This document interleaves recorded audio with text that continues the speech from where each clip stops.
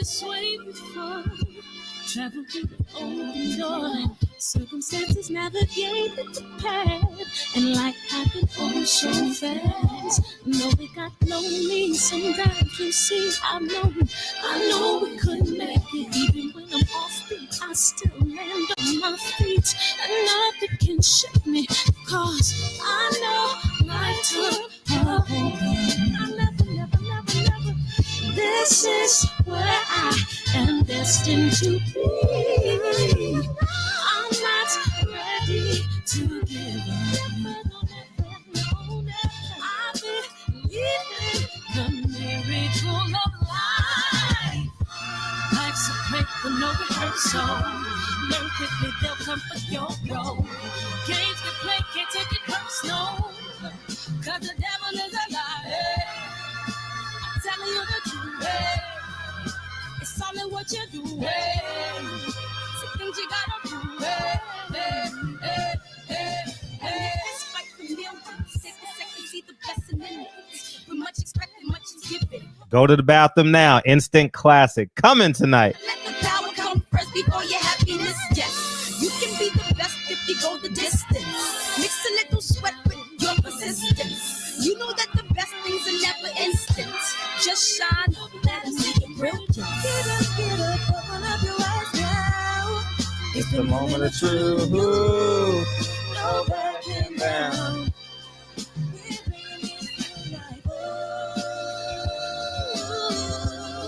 For the children, it's a given. You gotta give it, be a blessing. This my personal statement. Run the game like I'm ASICs. Learn to develop patience, determined to be the greatest. Yeah, bobbing and weaving, they changing up like the seasons. Indigenous to the grind, so I do it for all my people. Jabbing the competition, back up against the rope. She fighting for recognition. I'm fighting just to promote equality where we lacking. While cancer slowing our road, I'm confident we'll make it. We focus on common goals. Yeah. Give back, give love, give something away. Never give up, stand tall to fight another day. 2 toes, 2 feet, I stand on the ground. I'm going back soon and fight this final round. Life's a break with no rehearsal. Learn quickly, they'll come for your role. Games you play, can't take it personal. Cause the devil is a liar. Telling you the truth, it's all in what you do. Some things you gotta do.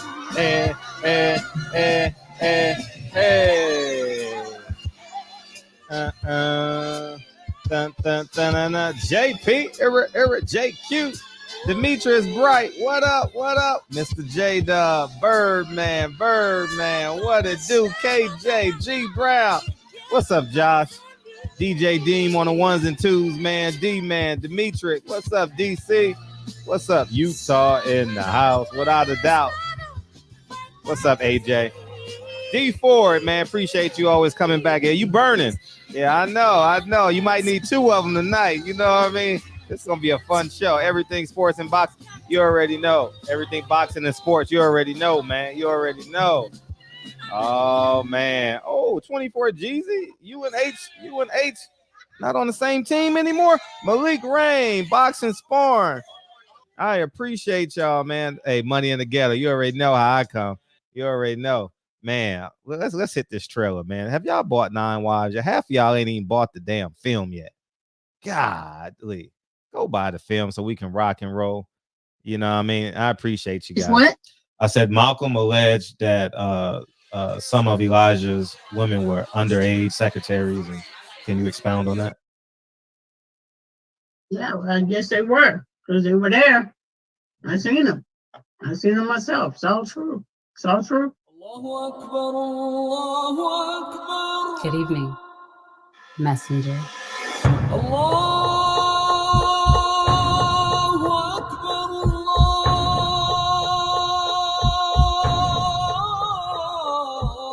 You convinced us that you were the last messenger.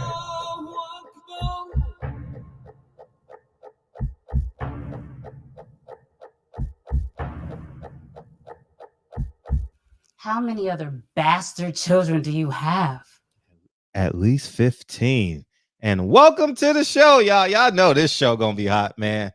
Woo-wee. I can't wait to hear y'all reactions, man. She was 15. She was 15 too. Anyhow, man, I appreciate you guys, man. He's coming in about 9:15, man. We appreciate Regis for coming in the shop, and we're gonna rock out and have a great time. And I don't want to start a conversation I can't finish, so I'm just gonna wet the palate a little bit, you know what I mean, and tap into it real quick. Um, we'll work backwards because he may come in on my commentary. Obviously, the Charlos made headlines last night, and you know that is just like a lob for the barbershop. You already know. You already know when Regis leave, we going in on that, man. Oh man. Man. Man. Man. Man, oh man, oh man. Sheesh. Huh. Man. I think, yeah, I'm not gonna start that conversation. I can't wait to get in that conversation with y'all. I truly, truly can't wait. Yeah, Canelo's the pound for pound king. Canelo is the pound for pound king.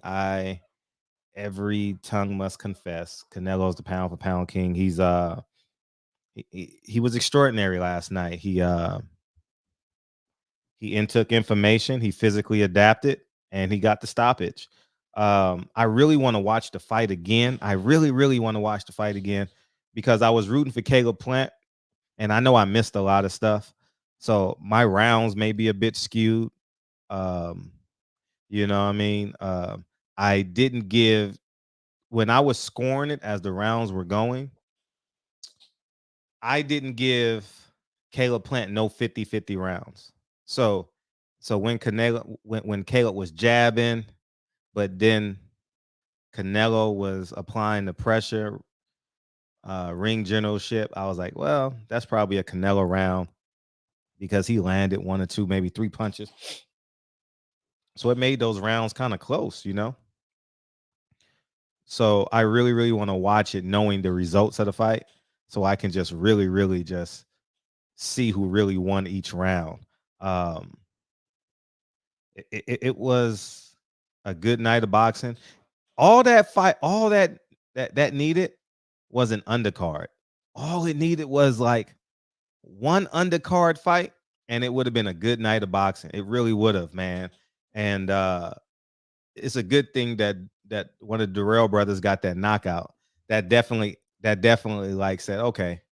But if he would have went 10 rounds with that guy, it would have been like a dud. But it's good that he got the knockout, the stoppage, and now he gets to move on to a brighter day. And maybe him and Caleb plan to get it on, you know. Yeah, you know what I mean? It's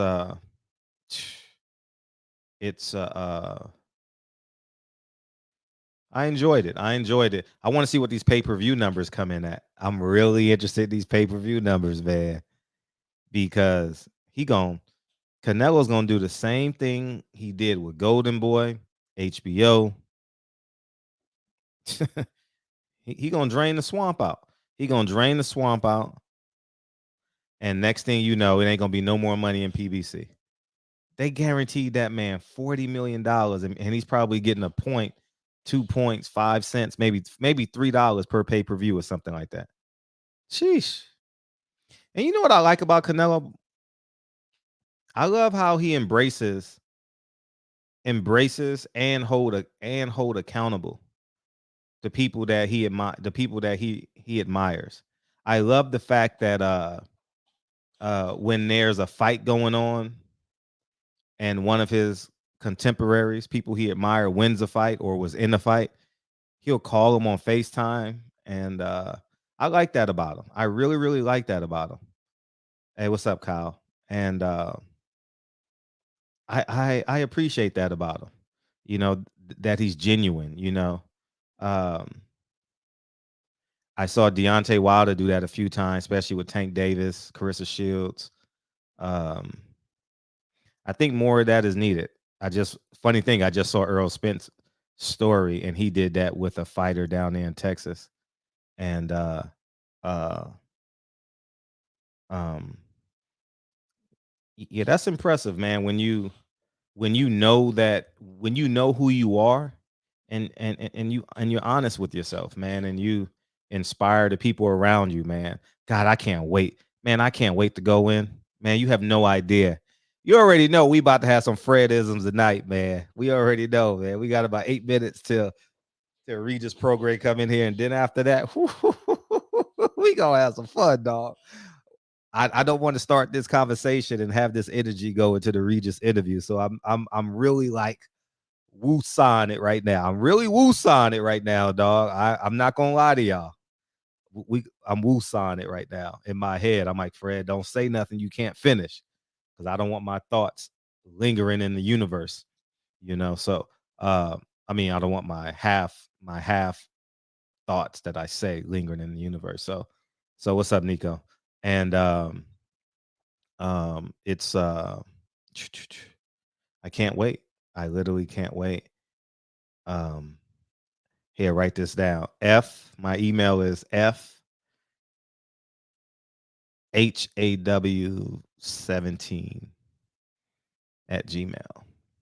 So I can't wait. Batman, you earned it last night, man. Yeah, you've been correct with Canelo, because he ain't lost since Floyd. Yeah, man.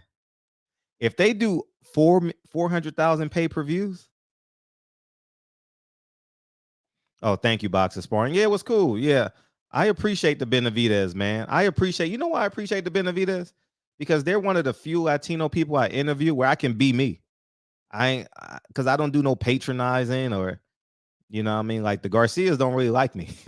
They used to put up with me because I never would give in to them. Like I never gave in to like their machismo, And so as of right now, the Benavidez, I can come in and be myself, and you know what I mean? And I'm rooting for David Benavidez this week. I'll tell you that.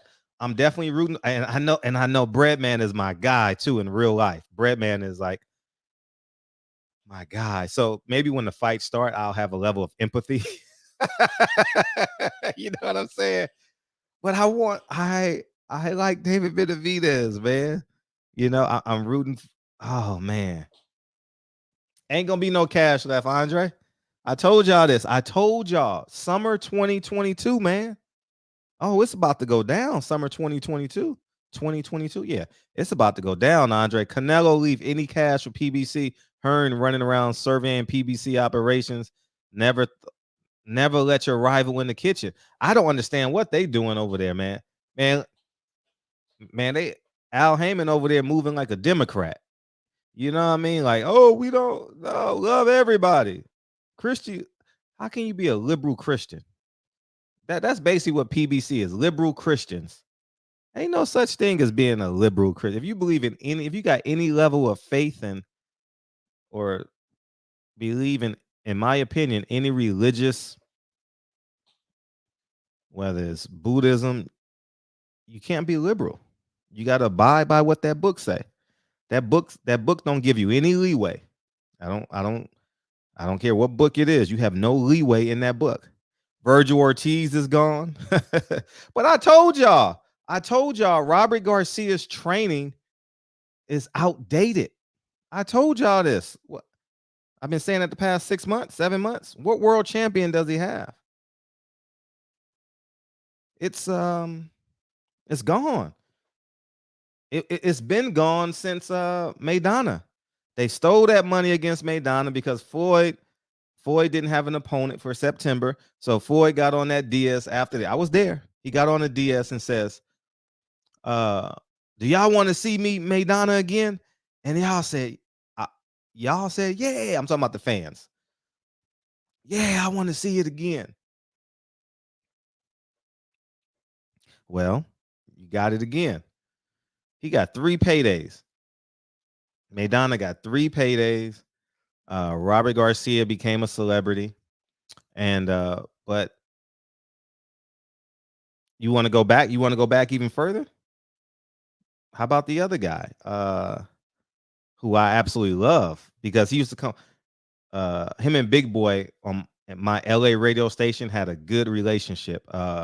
Um, Big Boy, what's his name, man? The guy that fought too many people too soon. Vargas? Oh, Fernando Vargas. Fernando Vargas. Uh, check him out.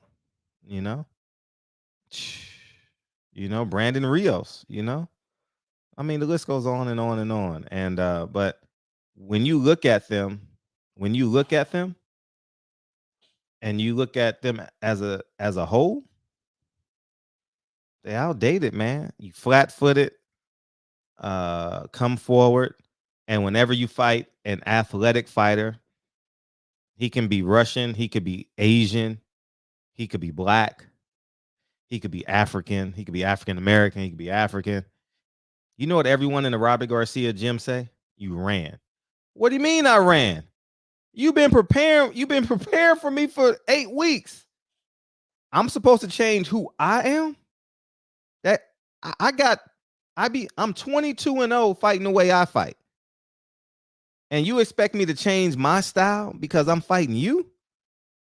Come on. For real? For real. So if I was a mailman, I should be a fireman when I fight you. I should be a police officer. You guys gotta you gotta make it make sense, dog. Make it make sense, man. It's I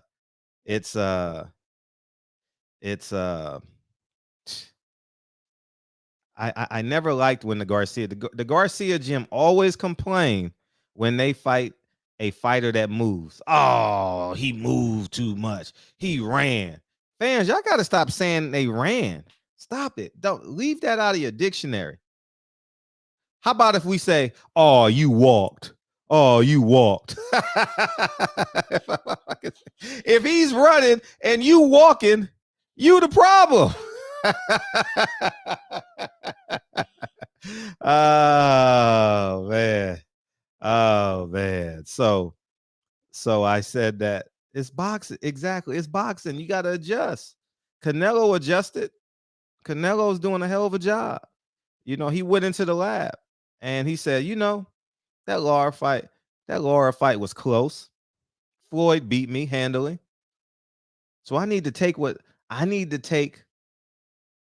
I need to add to my game how they beat me. And once I do that, I'll be okay. You understand what I'm saying? And that's just a stone cold reality, man. And I don't Fernando Vargas. Yeah, I don't, man, we got to stop accepting that he ran. So Floyd ran 50 times. And you had 12 weeks. Matter of fact, you had 8 months. Marcos Maidana had 8 months to beat Floyd. Am I right? He had about 8 months, at least 6, right? He had the whole summer that year from May, June, July, August, September. So he had 4 months for the second fight. And he probably had 4 months for the first fight. So man had 8 months to beat Floyd. And he had 2 chances. Floyd's a runner. No, you need to change your trading. That's what it is, man. You know what I mean? Oh, it's not letting me log on. That's Regis. Okay. Let me see. I'll just call him. Oh, okay. 1 second.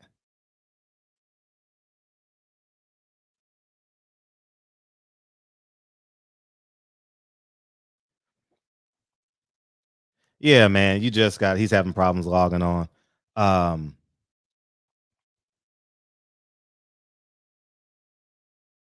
Okay, cool. I'm gonna call him right now. And we'll get this interview started and we'll rock out and have a great time. And I'm excited to interview. Regis, man. I've never interviewed Regis. I think. I may have interviewed him for like 13 seconds, but nothing out of the ordinary. I appreciate him hitting me.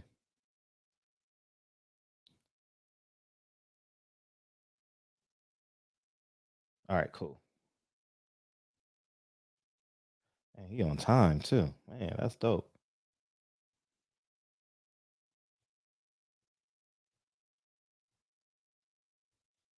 All right, here we go.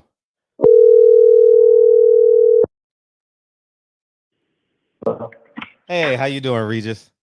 Hey, what's up, man? Hey, no, I totally appreciate you coming on tonight, man. Thank you, man. People anticipating this interview, man. That's cool, bro. Good. Let's get to it then, baby. Yeah, man. First, let's before we get to everything, man, you signed with Pro Bello, man. Let's get to you because people gonna run with these Canelo questions in a minute, man. Congratulations on your move. And why Pro Bello? First off, bro, Probellum offered me, when they offered me the deal, they just said that I'll be fighting worldwide. You know, it's actually not a long deal. It's not too long, but they told me they'll keep me busy. And I'll be fighting all around the world, which is something I want. You know, like right now, it just seems like the day and age is, everybody is fighting at home or, and for me, when I started boxing, I want to become a world champion. And for me, a world champion means that you fight all over the world, and that's kind of what I want to do. I want to fight all over the world. I did fight in the UK. Mm-hmm. And just seeing how fanatical those fans are, it just made me want to, travel. It's just a different monster outside the US, So that's something I want to do. I want to go and, I want to go experience that. And they told me they'll keep me busy. And that's very hard to do these days because it seems like, it's just like everybody's fighting once or twice a year. And I mean, for me, I want to be busy. So that's kind of why I did it. I want to stay busy and fight abroad. No, that's a beautiful perspective. What have you learned? Because you've had a few from Lou DiBella, Trilla, PBC. What have you learned in this process and now being signed to Pro Bello? I mean, as far as what though? As far as because I never was, I was signed to Lou DiBella as a promoter, but I never was with PBC. I fought on that card. I fought on that one card, and that was it. I really wasn't with them, So as far as it's learned, as far as what you mean? Like learning how to navigate your career through the promotional companies and being a dad at the same time. Yeah, well, that's the hardest thing is the dad job because that never ends, right? But as far as like the whole, the whole promoting thing, bro, I just take it step by step right now and just like I said, I was with Lou and me and Lou we got pretty far. I became a world champion. I became a world champion with Lou, and I made some good money and stuff like that. But now it's like with this Pro Bello, with the Pro Bello thing, it's just like something I'm trusting right now, and I feel like they're doing something. They're gonna do something that I want. And which is to fight abroad. Like to go and fight different places and not just fight in the US. And then and then like I say, same thing, kind of the same question, just going back to and somebody that can keep me busy. That's the hardest thing with the promotion. It seems like these promoting companies. It just seems like nobody. They can't keep the fighters active enough. And that's kind of what I want. I want to be active. And when are you scheduled to get in the ring? No telling. That's the thing. So I think I'm supposed to travel and go out to Dubai and stuff like that. And hopefully, I think maybe next month, and then hopefully once I take that trip, then I can kind of know more. I can kind of know when I'm gonna fight again. They told me actually, I didn't fight since April, so for me that's kind of getting long. I don't like to stay out the ring that long because I train damn near year round. I have a whole full gym at my house and stuff, so I'm always in the gym. So I want to keep busy, but and it was to get back to your question, so. They told me at first the whole Mikey Garcia thing was coming up, right? Yeah. And my manager was like, man, like Mikey Garcia, you and Mikey Garcia might fight. So they were saying, like stay in the gym. Because I remember I called my manager and I was like, look, my people, they was going to vacation. They was going to Florida for like 2 weeks. And I was like, hey, do you think the Mikey thing is going to happen or not? Because I was going to go, I was going on vacation I was going to go with my family to Florida. And he was like, nah, I wouldn't, you know, he was like, nah, I wouldn't go because, you know, the Mikey thing could happen. So I was like, all right, that's cool. You know, I just want to know because, you know, if it happened, I want to be ready, basically. I don't want to be in Florida on the beach and then, you know, I can be getting ready for Mikey Garcia. So, you know, of course, that didn't happen because Mikey, you know, he took a tune-up fight. But we actually were supposed to fight. From what I understand, me and Mikey we talked on the phone together ourselves, and we actually have a mutual friend that we talk through all the time. So, you know, he wanted to fight me. I wanted to fight him, obviously. But you know, he took the tune-up and he ended up, you know, messing it up. He ended up losing the tune-up. So now, you know, I guess we're just trying to find out. It just the frustrating thing about me is like it don't seem like nobody wants to fight me. It's just so fucking aggravating. It's so frustrating, but it seems like right now nobody is in a rush to fight me. Why do you think no one's in a rush to fight you? And by the way, Calvin Hall was in here. He says, "Shout out straight out of Kenner, Louisiana." You got some fans in here, bro. man. That's what's up. That's what's up, brother. Thank you, Calvin. No, I listen. I know, bro. I am very high risk, low reward. I know what I am. You know what I'm saying? I already know what I am already. You know, I'm high. Like first off, before I got the belt, nobody wanted to fight me. You know, we go back to that. Before I got the belt, nobody wanted to fight me and stuff like that. And then that's why I did that tournament thing. You know, the tournament was a real good thing for me. I ended up getting the belt out because if I would never gotten the tournament, I would have never got that belt if I didn't get in the tournament. So I ended up getting the belt. Of course, you know, I still, you know, I lost it to Josh Taylor, but I ended up getting the belt in a tournament. But before that, people didn't want to fight me. So now, you know, I know what I am. I'm high risk, low reward, and then I don't have a belt right now, so it's even harder. So people be like, you know, why the fuck would I fight him anyway? You know, he doesn't have a belt right now. So right. I still have kind of a name, but I don't got the belt. Mm-hmm. What happened with Adrian Broner? How close was that fight to happening? That never was close. You know, just all talking shit. Same thing like everybody else. Like that's why I don't want to talk shit to nobody no more, bro. I'm like, because every time I talk shit to somebody, the fight just don't happen. That's the thing. Every time I end up saying something to somebody, bro, the fight never happens. You know, wow. So. You know, me and, you know, the whole thing with Broner like that. I mean, listen, bro, I talked to Broner on the phone. Like, me and Broner got each other's number now. Broner FaceTime me, you know, probably like a month ago or something like that.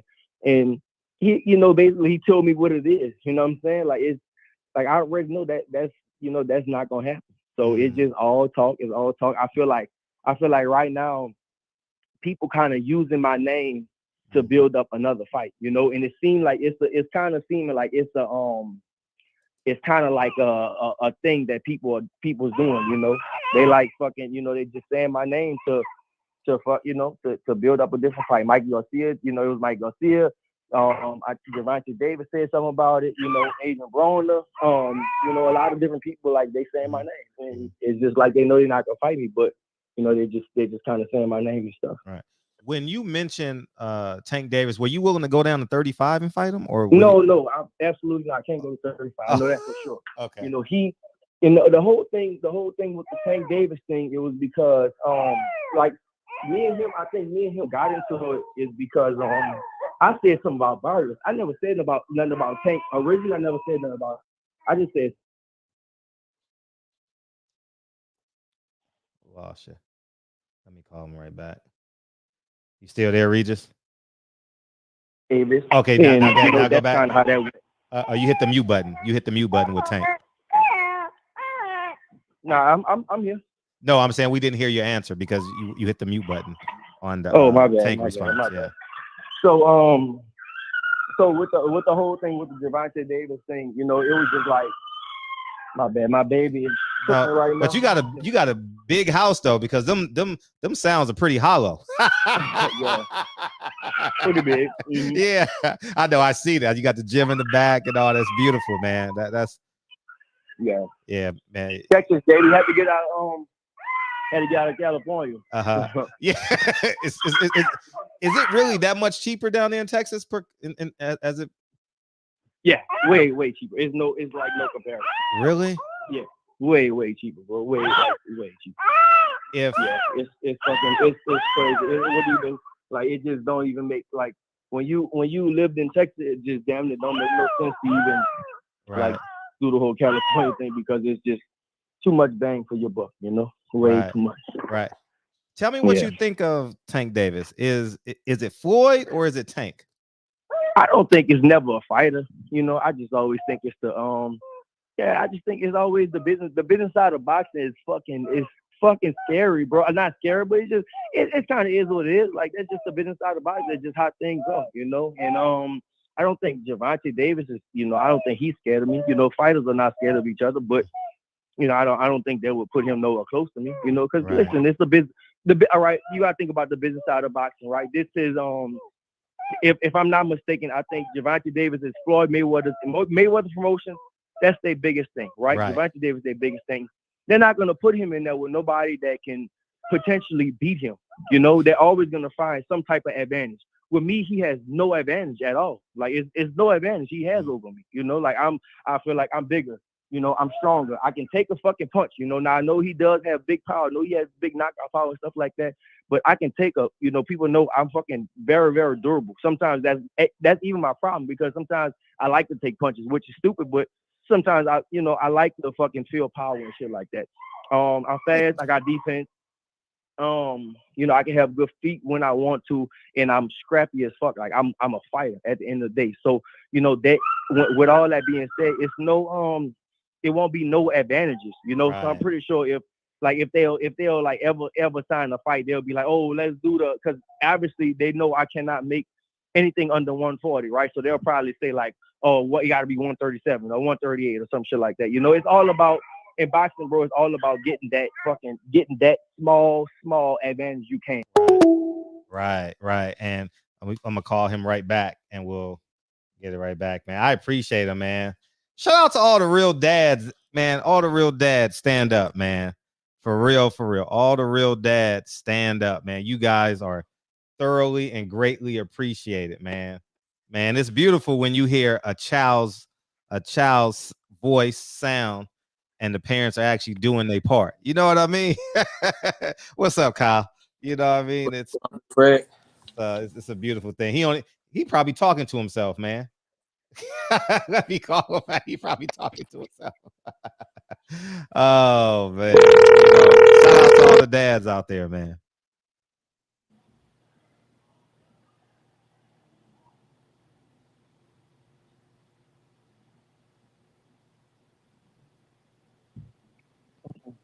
Hey, Regis.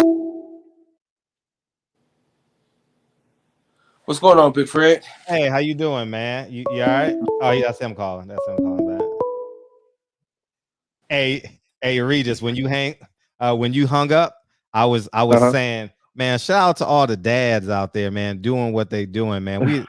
We appreciate it, man. It's a beautiful thing, man, when the dads are out there doing their thing, and man. So yeah, man. So yeah, bro, I'm like so. My wife is actually out there in LA right now. She has some stuff to take care of, and I'm here with all the kids by myself. So it's like, you know, this the last day. She come back tomorrow, but you know, for the weekend I was fine. But you know, I got all of them right now. They gotta go to school and shit tomorrow. So I'm dealing with all of them. Mm-hmm. Yeah, but Leonard Ellaby said that made a good fight. Have you spoken to Leonard Ellaby or Ellaby said what? Ellaby said you and Tank would be a good fight. I'm not sure if you saw that on his Twitter feed. Fight. Of course it would be, but I don't think they're gonna put him in the ring. Like I said, it's all about advantages. You know, they don't have no advantage. With me, they don't have no advantage. There's no advantage they got over me. You know, if you put just me and Tank straight up head to head, there's no advantage, right? Right. So I don't think they're gonna do that. Right. The co-host finally made it in the building. Go ahead, Kyle. What's going on, Regis, man? Happy man. Happy to see you in here. Well, hear you in here. You know what I'm saying? This is a great time, man. I got my problems with Leonard Ellaby. You know what I'm saying? So feel free. You know what I'm saying? We don't have any love for that man over here. So if you got any ill will, we don't mind. With that being said, man, it is. You know, I know how it go, bro. It is what it is. It's the boxing business, you know. I fought they fighter, you know, and you know I don't know if they expected him to beat me or not, and they were talking all kinds of shit, and I just kind of ran through them, you know. So, you know, but it is what it is. It's the boxing business. I don't take none of that shit personal. For sure. I wish I didn't. But let me say this. I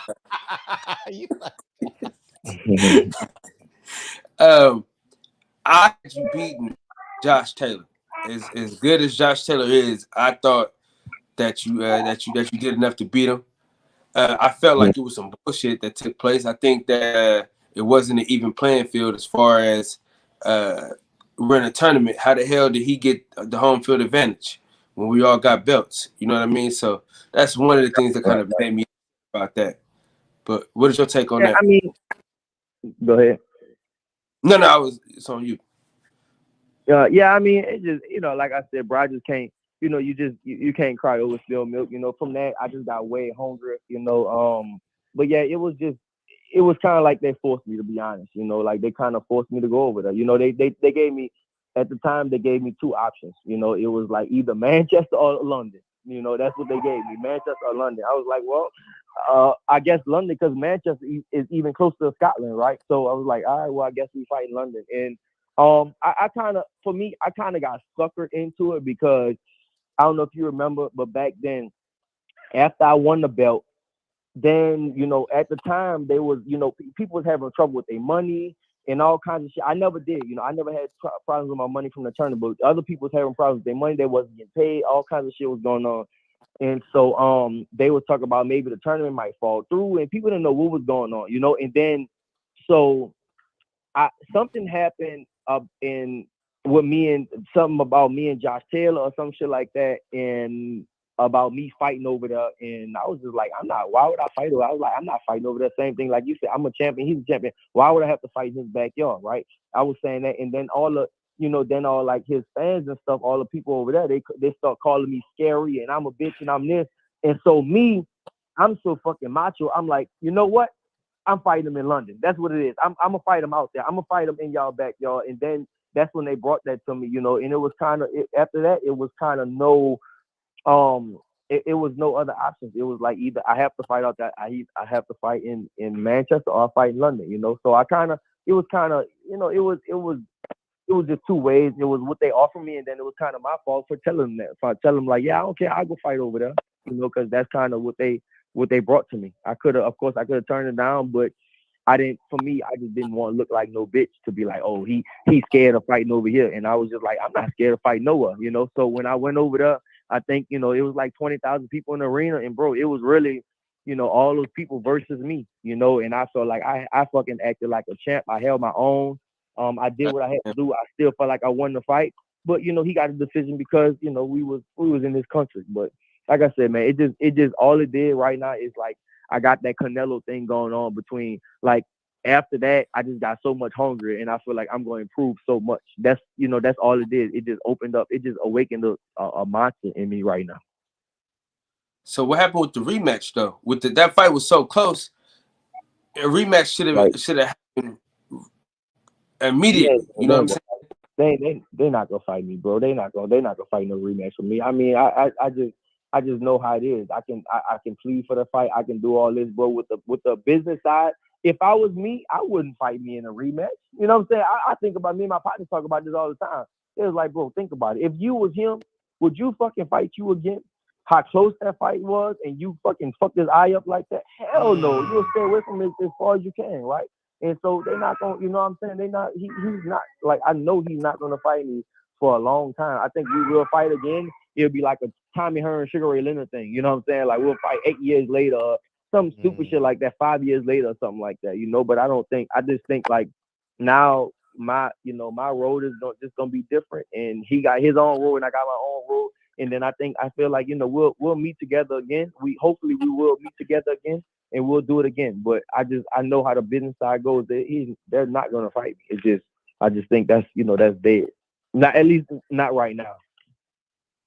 But that definitely strengthens your level of opposition now that he is the undisputed champion at 140. Correct? True. That's how I think people. I think when it first happened, then people probably could have wrote me off and stuff like that. Then I didn't fight for a whole year after that. I didn't fight for a whole year. Mm-hmm. And then I fought and I knocked out Heraldez, and then I just fought Ivan, and that was on some bullshit. But then Josh Taylor, he he won. He got a mandatory. Then he just beat Jose Ramirez too. You know, so it really Josh Taylor is actually, you know, he's still a really good fighter. I still feel like I beat him, and I feel like I'm the best at 140 right now in the world. But you know, he is the undisputed champion. But it raises up his resume. It raises up my resume now because they like, you know, people really thinking like, damn, like he really, you know, y'all not the only people that tell me they think I won the fight. A bunch of people told me, like people that have been in boxing for, you know, for like 30, 40 years and stuff. They're like, bro, you won that fight, you know. So and that's why I kind of, you know, I just leave it alone, and you know, hopefully we'll fight someday. Yeah, hey, Regis, you struck a chord, man. I got 700 people in here listening to you, man. You struck a chord. You struck a chord in the people, man. They I guess they've been wanting to hear from you, man. Yeah, bro. I keep quiet sometimes. I guess now it's time to talk. How much longer do you have at 140? You know what? I think I can fight 140 a long time now. I don't know if you saw. I did a weight cut. Yeah, I did a weight cut I saw a few weeks ago, and I made 140, bro, in 2 weeks. I had so one thing I never did. I never had a nutritionist. Never. Like my team, we always was kind of old school. My coach was always kind of old school with it. We always did like sauna, you know, sauna suits, running with the sauna suits and the sauna and shit like that. And I never had a nutritionist. And I'm not gonna lie, I do a lot of bullshit as far as my nutrition, but I never had nobody that really told me exactly what to eat. You know, I got a strength and conditioning coach, and he tell me like some things to eat, you know, but for me, as far as nutrition go, I need somebody that's gonna tell me exactly what to eat. And this dude, I hired a dude. This dude came from Canada, and he told me exactly what I need to eat, and he cooked for me every day. And bro, I made the weight so simple. I made the weight in 1 day. You know, instead of usually like we'll start doing a sauna suit. You know, we'll start using the sauna suit and all that type of stuff like 2 weeks out from the fight. Well, about 10 days out from the fight. And this dude had me cut the weight like 1 day, and that was it. And I made the weight. I hit the weight right out how I was supposed to. He gave me all the rehydration stuff. He gave me everything I was supposed to have. And I mean, it was easy. So, and before that, I don't know if you saw the Roberto Duran video I did. Before that, right before he got here on a Sunday, and I was in New Orleans with Duran that Friday. That Friday or Saturday or something like that. I was in New Orleans with Duran and stuff like that. You know, I was out there. So, and of course, when I'm in New Orleans, I eat all kinds of bullshit and, you know, just mess up and all that type of stuff. So I was like a little over 160, and he got me to 140 in less than 2 weeks. And not even in training camp, none of that stuff, all from nutrition. So to answer your question, yeah, I'm gonna stay at 140 until I feel like going up to 147. I want a belt, like everybody knows. I feel like it's something I yearn, it's something I want. I want to be a world champion again. I feel like I should still be a world champion right now. I feel like the whole Josh Taylor, I feel like I really won. I feel like I should still be a champion. And you know, with that being said, I'm gonna stay at 140 until I get another belt, and then, you know, maybe go up to 147, or just stay at 140 and just rule the division for years. Depends. Yeah. Rod 870 says Regis definitely won that fight, 115, 113 on that card. Yeah, it was a close fight. It was a close fight. Yeah. Did you get a chance to see the Charlos last night? Yeah, I just talked to Jamal just now. Oh, man, damn. I just talked to me and Jamal. I just on FaceTime with Jamal. He was on the plane just now. They was on the plane. I talked to him. I'm not even gonna. I'll just skip that question because. Yeah, bro, I saw him, bro. I mean, look, that's my partners, bro. But they wild, you know. It's just how they is, you know. That's like my brothers. We all in as far as the Texas thing, we all grew up together in the same gym. But I saw with the herd and all that stuff like that. And it's crazy. Like I actually trained with her, you know, like I'm the twins, like my brothers, you know, like we all kind of grew up together, but I trained with her. So it's, you know, of course, when that happened, I don't get in the middle of none of that shit. Yeah. Facts. Yeah, man. It was just tough to listen to, man. Because, you know, they say women and children are off limits. You know what I'm saying? So, but yeah, bro. Yeah. Canelo, man. What did you make of Canelo last night? Listen, brother, Canelo is Canelo, man. Canelo is great. I mean, what else can you say? You know, Canelo is Canelo is just, you know, he's great. He's a great fighter, and I think right now it's just so hard to beat Canelo. He just, you know, it's just he a monster, bro. Like he's the the highest paid. He's the face of boxing, and he's fighting 4 times a year. He's staying active. He's staying busy. You know, and he's just on. You know, like when a fighter is on, it's hard to beat a fighter like that. So I think it's gonna be super hard to beat somebody like Canelo. Kyle, you're muted. With or without PEDs? I hear everybody. Oh, he said with or without PEDs. That's what Kyle said. Yeah, I don't get into that. I mean, I'm just saying. Listen, that's all I'm saying. All of a sudden, this guy can't be stopped. You know what I'm saying? All of a sudden, he just running through niggas. Like he just like Caleb Plant box like a motherfucker, and there's no way this motherfucker still had that kind of power, that kind of energy.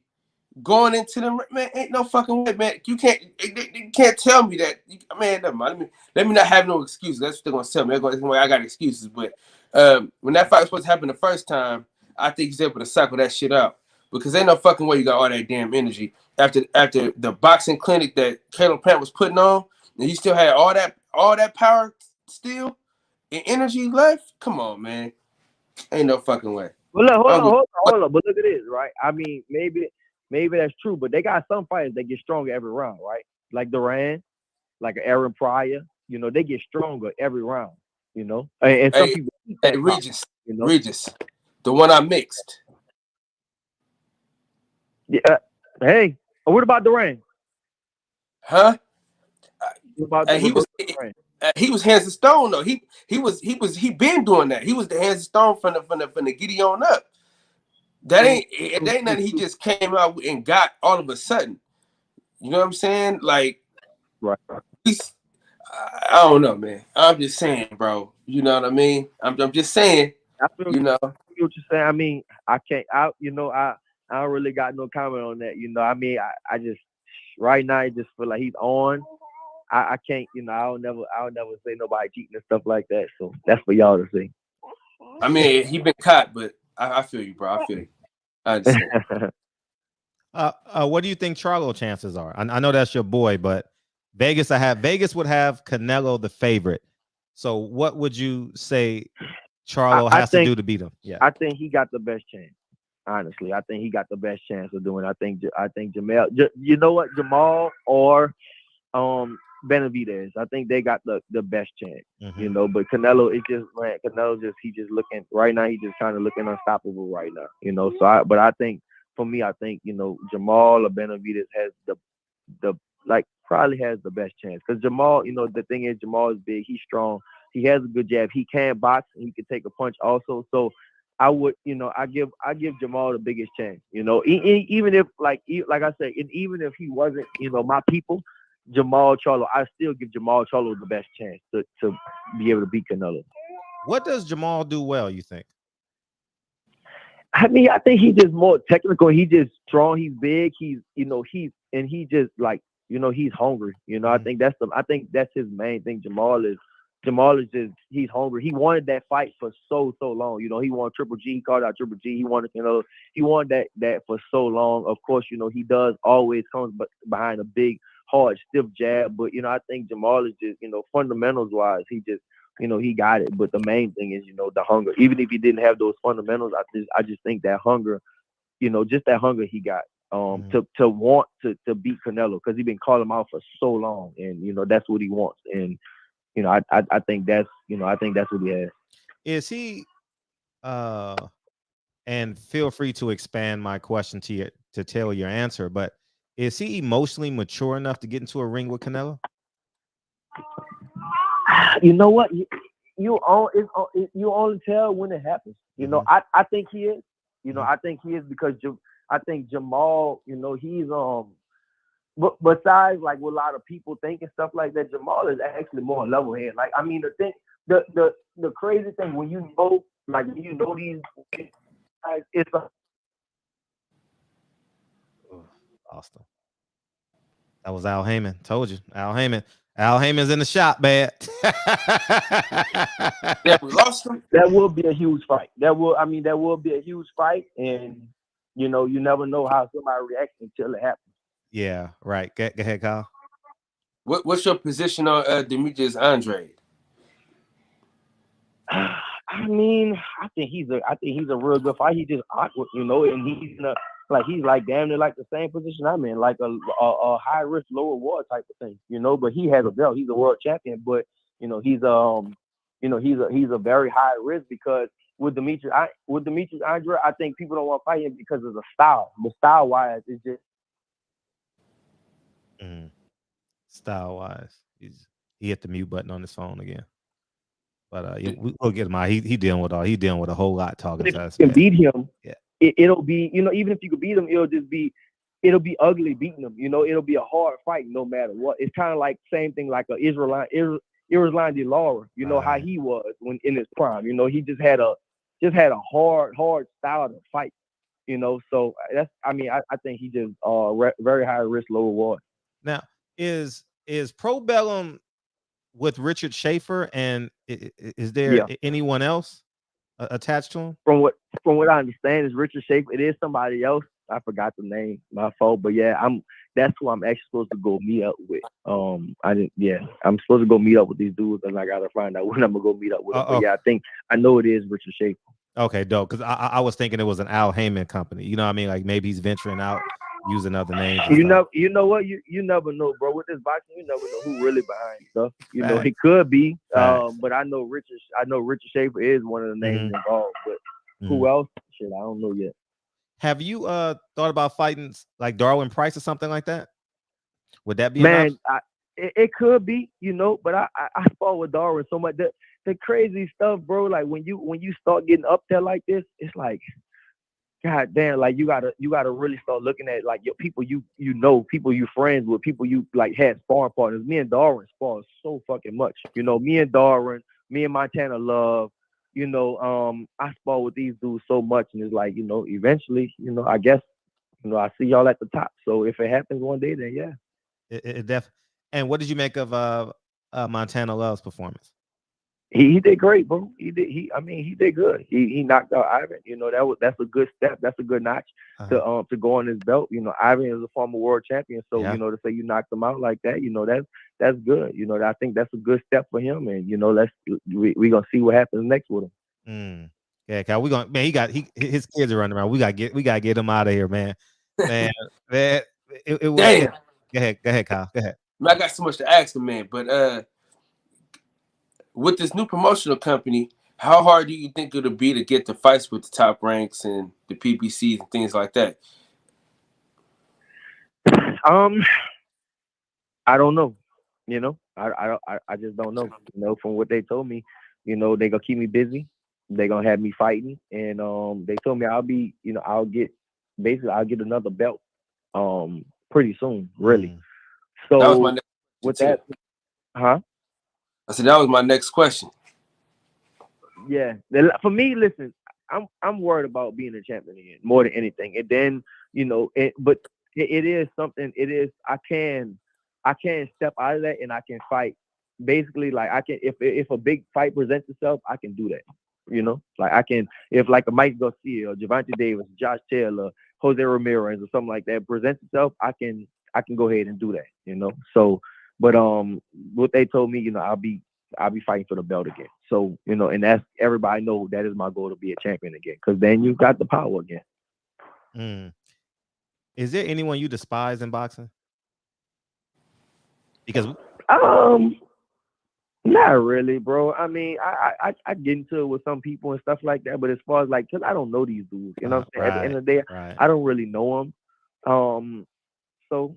Nah, I wouldn't say I don't despise nobody, bro. It ain't nobody like I'll be like, I want to kill this motherfucker. Really, you know what I'm saying? It ain't nobody I'll be like, I really want to kill. Cause I can't, like for me, bro, like where I come from, like we don't, like I can't talk. You know, like I can't not like getting beef with nobody. You know what I'm saying? That I really don't know. Because it's just like we can't.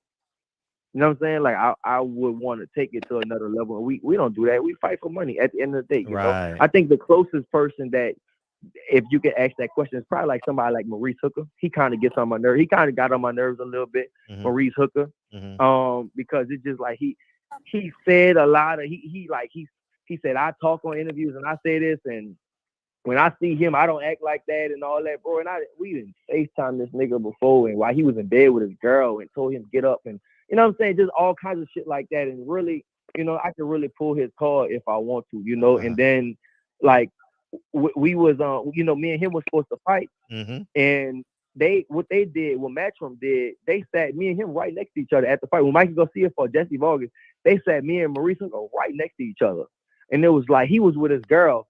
And so, you know, for me, I don't want to put your girl into it. You know what I'm saying? Like, I don't want to be disrespectful, because I don't want you, if my girl was there, I wouldn't want you doing that shit to me, because at the end of the day, if you do some shit like that to me when I'm with my kids or with my girl, bro, I'm really gonna want to get violent. Like, fuck boxing. I'm not gonna even think about boxing, bro.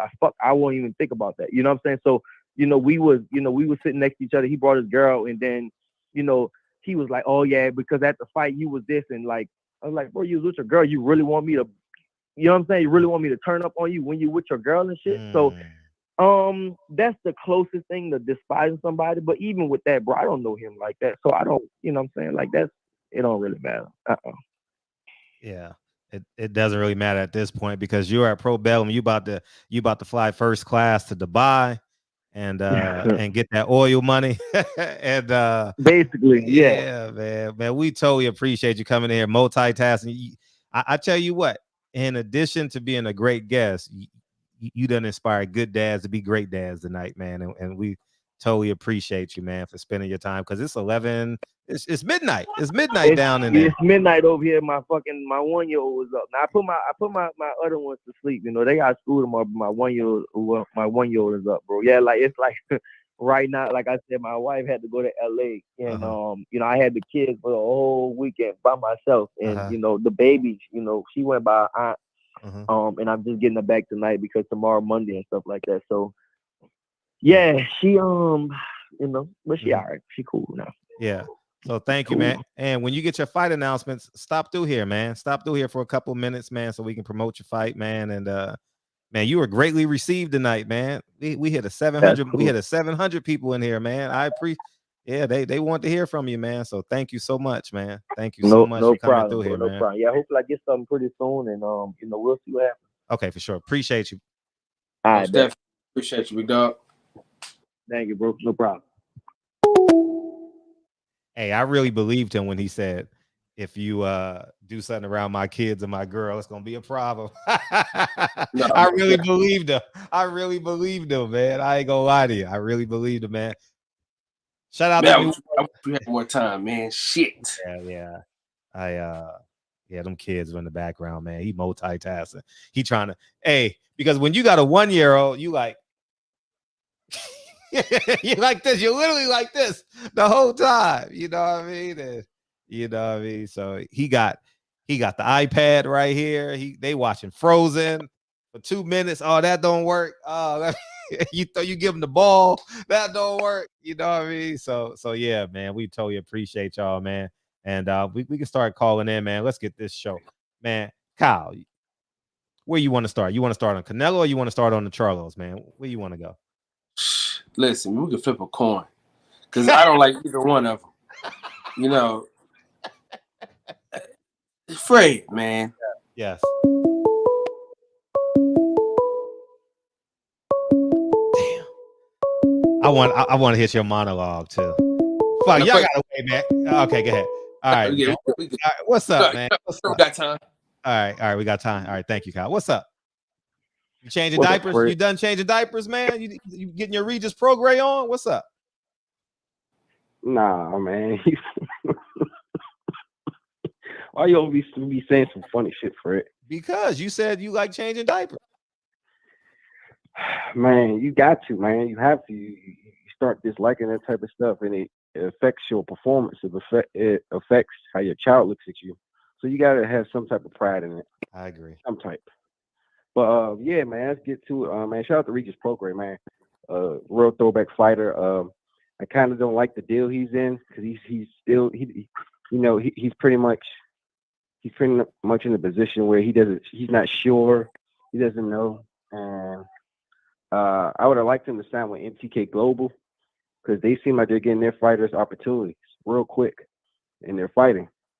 So hopefully I don't know. He can look into that because he's not even sure when he's going to fight, and I believe he should have known by now because what he said. When was the last time he said he fought? April, right? That's ridiculous. Yeah, he knocked out the guy that faked the injury. Remember? Yeah, man. Fuck Triller, man. They screwed over a lot of fighters.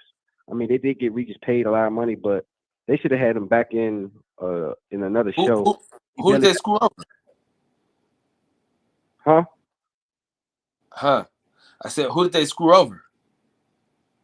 Let's see. They screwed over Mike Tyson. I feel like they screwed over Teofimo, but I guess we can say that's cool. They screwed over Teofimo, George Camboso, especially George Camboso. They screwed that man over.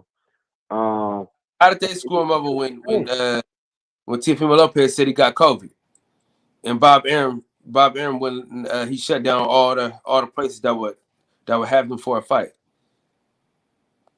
Well, what I mean by screw over is the fact that they could have just made the fight. Like, who cares if they're not gonna make? They know they're not gonna make no money off that fight. Everyone knew they're not gonna make no money off that fight. Just put the fight in New York or whatever. Fuck Florida. They try to put it in Florida. Why would you do a fight where Teofimo's from New York and Florida for? They couldn't get a venue, bro. Why they couldn't get a venue? The Bob father. Oh, so Bob. Okay, well there you have it. Okay, so it ain't them fucking nobody over. Teofimo, remember he caught the COVID, the magical COVID, and then that pushed everything back. Yeah. You remember that? Yeah, you're right. But I still feel like they could have brought him back for another show. So he barely Triller said, listen, Triller said, fuck Teofimo Lopez. Y'all can have this nigga. Give my money back. Give my deposit back. Y'all can have this motherfucker. I'm done chasing this nigga around. That's what happened. It wasn't Triller. You know what I'm saying? Triller tried to get the nigga paid. He didn't want that money. He well, matter of fact, he couldn't take that money because Bob Arum told him, you got your fucking mind if you think you finna fight on Triller. You know what I'm saying? You fight when I tell you to fight. And if Eddie Hearn think he gonna get that fight, I don't think he gonna fight on his own either, to be honest with you. Or Eddie Hearn owe Bob Arum a favor, either one.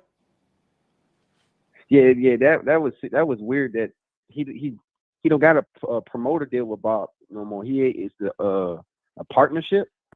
It's a partnership now, so that's interesting. Who? But real quick, partnership with who? I just want to get to the Canelo thing, you know. But shout out to Regis Prograis. I thought Canelo, man, he did his thing. I thought Caleb Plant, he did the best that he could. I really wanted him to pivot more off the ropes a bit more. You know how like Sean Porter did the Earl Spence in their fight, where he would pivot off the ropes whenever Earl got him on the ropes. I would have liked to see that more often. But I would also like them to have a stronger jab and throw combinations coming off the back foot and circling out while dipping down and obviously keep your hands up. You know, he didn't do that. I thought they should have did that, like throw combinations from long range, keep your hands up when you finish your combinations, because Canelo is always looking to counter. He's always feinting for an opening, and he's very good at cutting off space and distance. I saw some people said that they thought Canelo looked the same as when he fought Floyd, and I don't agree with that shit. The Canelo that fought Floyd was very not really sure of himself when it comes to cutting off the ring. He didn't have a lot of feints. He didn't have a whole lot of weapons at his disposal, honestly. And yes, we all know he's juiced up. I'm not going to act like and give this man a lot of praise without saying this man ain't juiced. He is fucking juiced up. We all fucking know it. But the problem is these fighters still want to fight him. They still sign the contract. And they refuse to cheat as well. If you know somebody's cheating, why would you not get juiced up as yourself and give this man all the uneven level playing field? Tell me this, Cal. If you knew you had to fight this motherfucker, would you juice up or not? Or would you not take the fight? Say, fuck it, I'm not fighting him. Well, it's hard to walk away from $10 million. You know what I'm saying? That nigga. So, you know what I mean? I'm just saying, nigga, 10 million is 10 million. Whether that nigga cheating or not. You know what I'm saying? But at the end of the day, Ustaki was probably cheating and he beat him, so he thought he could beat him. The thing about it is, man, what a great mind. You know what I'm saying? A great mind and philosopher Frederick S. Hawthorne told us the other day, Snack is full of shit. Snack ain't done shit that they supposed to do. They ain't give endurance. They ain't gave David Haney no extra power. What? Snack, what's up, man? Snack is overrated, dog. I meant to Dude, I'm telling you. Man. Wait, real quick. That was Coach Larry Wade. And isn't he working with Sean Porter? Hey, put down money. Hey, look, Fred, I switched my mind. Terrence Crawford is stopping Sean Porter. Remember I said that Sean Porter, I changed my mind. I changed my mind after this. I changed it. I'm going with Terrence Crawford by stoppage in the late rounds. Terrence Crawford, Sean Porter's gonna get gassed like Caleb Plant is getting stopped. I changed my mind. I don't know what Coach Larry Wade is doing this year, but he's lost the recipe, man. He's lost the Caleb Plant should have made it to the 12 rounds. To 12 rounds, a lot of them shots was getting blocked. A lot of them shots didn't really hit much. He was gassing because he couldn't keep up the movement. How do you not know you're not going to need to move for 15 rounds? I think you said it, Fred. You said you need to have, 15 rounds shape, to train right? for a 15-round fight. Yes, I agree. You got to, because Canelo's very good at pressure, man. I give him this. He's a great pressure fighter, man. He's one of the few fighters that can cut the distance off from him to you. And before you know it, he's already close to you. So you got to fucking move, or you got to be a bully. You got to bully him. Either you got to box and move, counter when you can, hold, got to be strong as shit. Get dirty. I say you got to get dirty like Tyson Fury did Wilder. Maul him. Lean on him, push down on him, trip him up, hit him with your elbows, do whatever. But these fighters, man, they don't have that heart, that ability to do that. Do you think Caleb Plant should have did that? Like got a little dirty with him? Yeah, definitely. Yeah, he's juiced up. Why not? I don't get these fighters, Fred. I said, if you know you're fighting a juiced opponent, you might as well fight him dirty to level the playing field. You might as well. Yeah, until you get your warning. Until you get your warning. Yeah, well, yeah. But you gotta get away. There's a way to do it. Look at Bernard Hopkins. Andre Bernard Ward. was the best. Andre Ward. Yeah, Bernard Hopkins was great at throwing that straight right, coming in with his head, and then coming in with the shoulder. It's like getting hit with 3 hits in one. He got the punch, the shoulder, the head, then the shoulder. So, I mean, I don't know.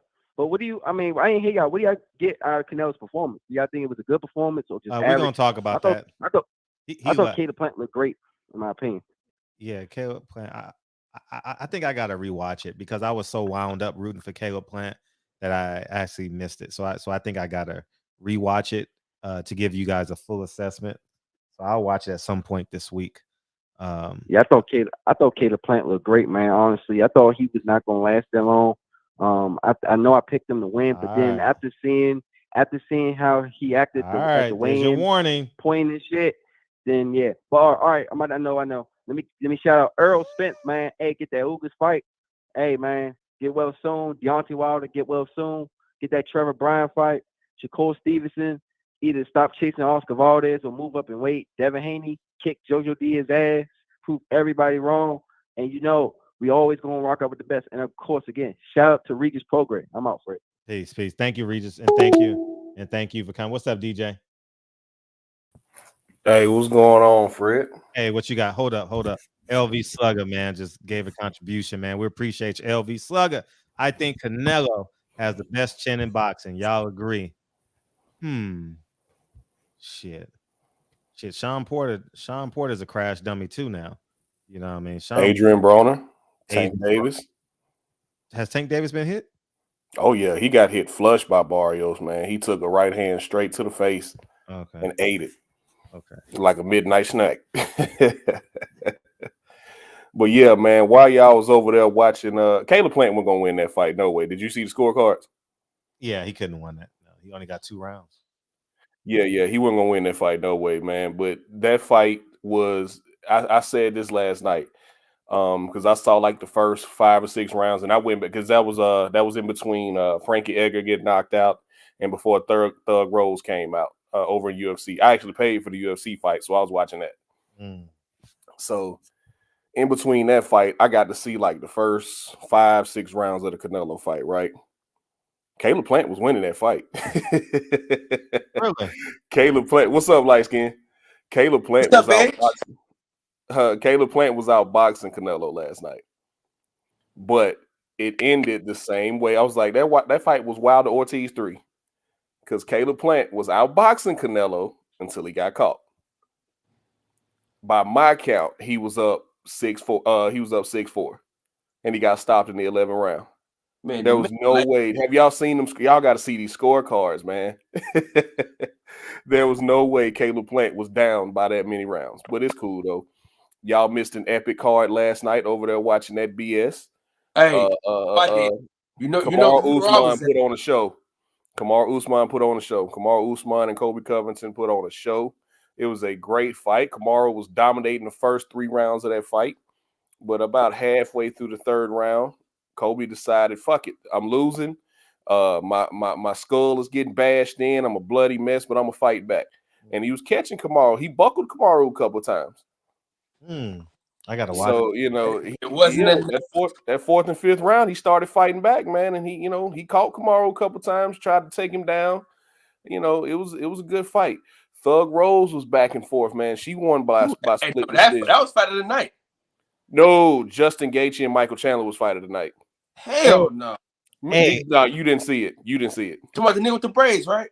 No. That's Marlon Vera. That's the one who knocked out Frankie Edgar. Man, he kicked the shit out that nigga, man. Yeah, straight front kick to the face. He kicked the dog shit out that boy. Yeah. Nah, you got to see Michael Chandler and Justin Gaethje, man. That was both guys. Well, Michael Chandler was a bloody mess, but still standing in front of him. Did he get like knocked down? He got knocked down a few times though. Yeah, man, but he also buckled Justin Gaethje a few times. He took Justin Gaethje's best shots and stood right in front of him like, come on, give me some more. And then Justin Gaethje threw a punch, and he came back with his own uppercut and buckled Justin Gaethje. So at one point during that card last night on the UFC, we had 6 straight knockouts. Hey, but we had a lot of good fights. We had 6 straight knockouts, man. That was amazing.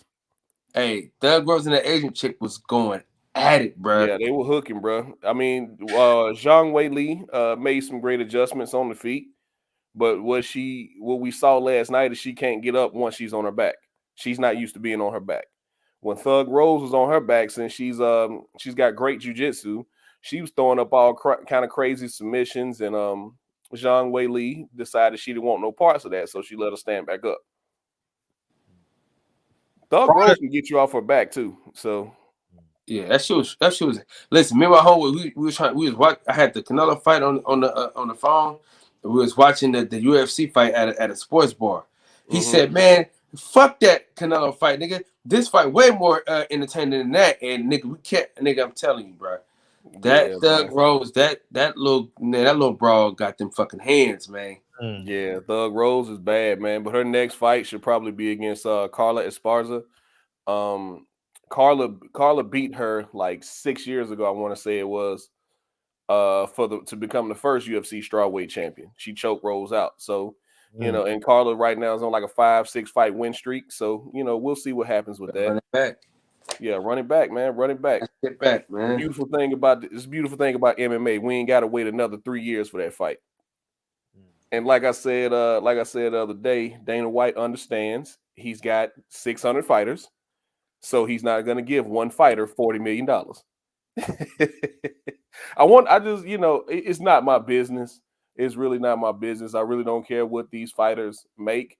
But the rumor has been busted. The myth has been busted several times that, the UFC fighters don't get paid nothing. Boxing makes so much more.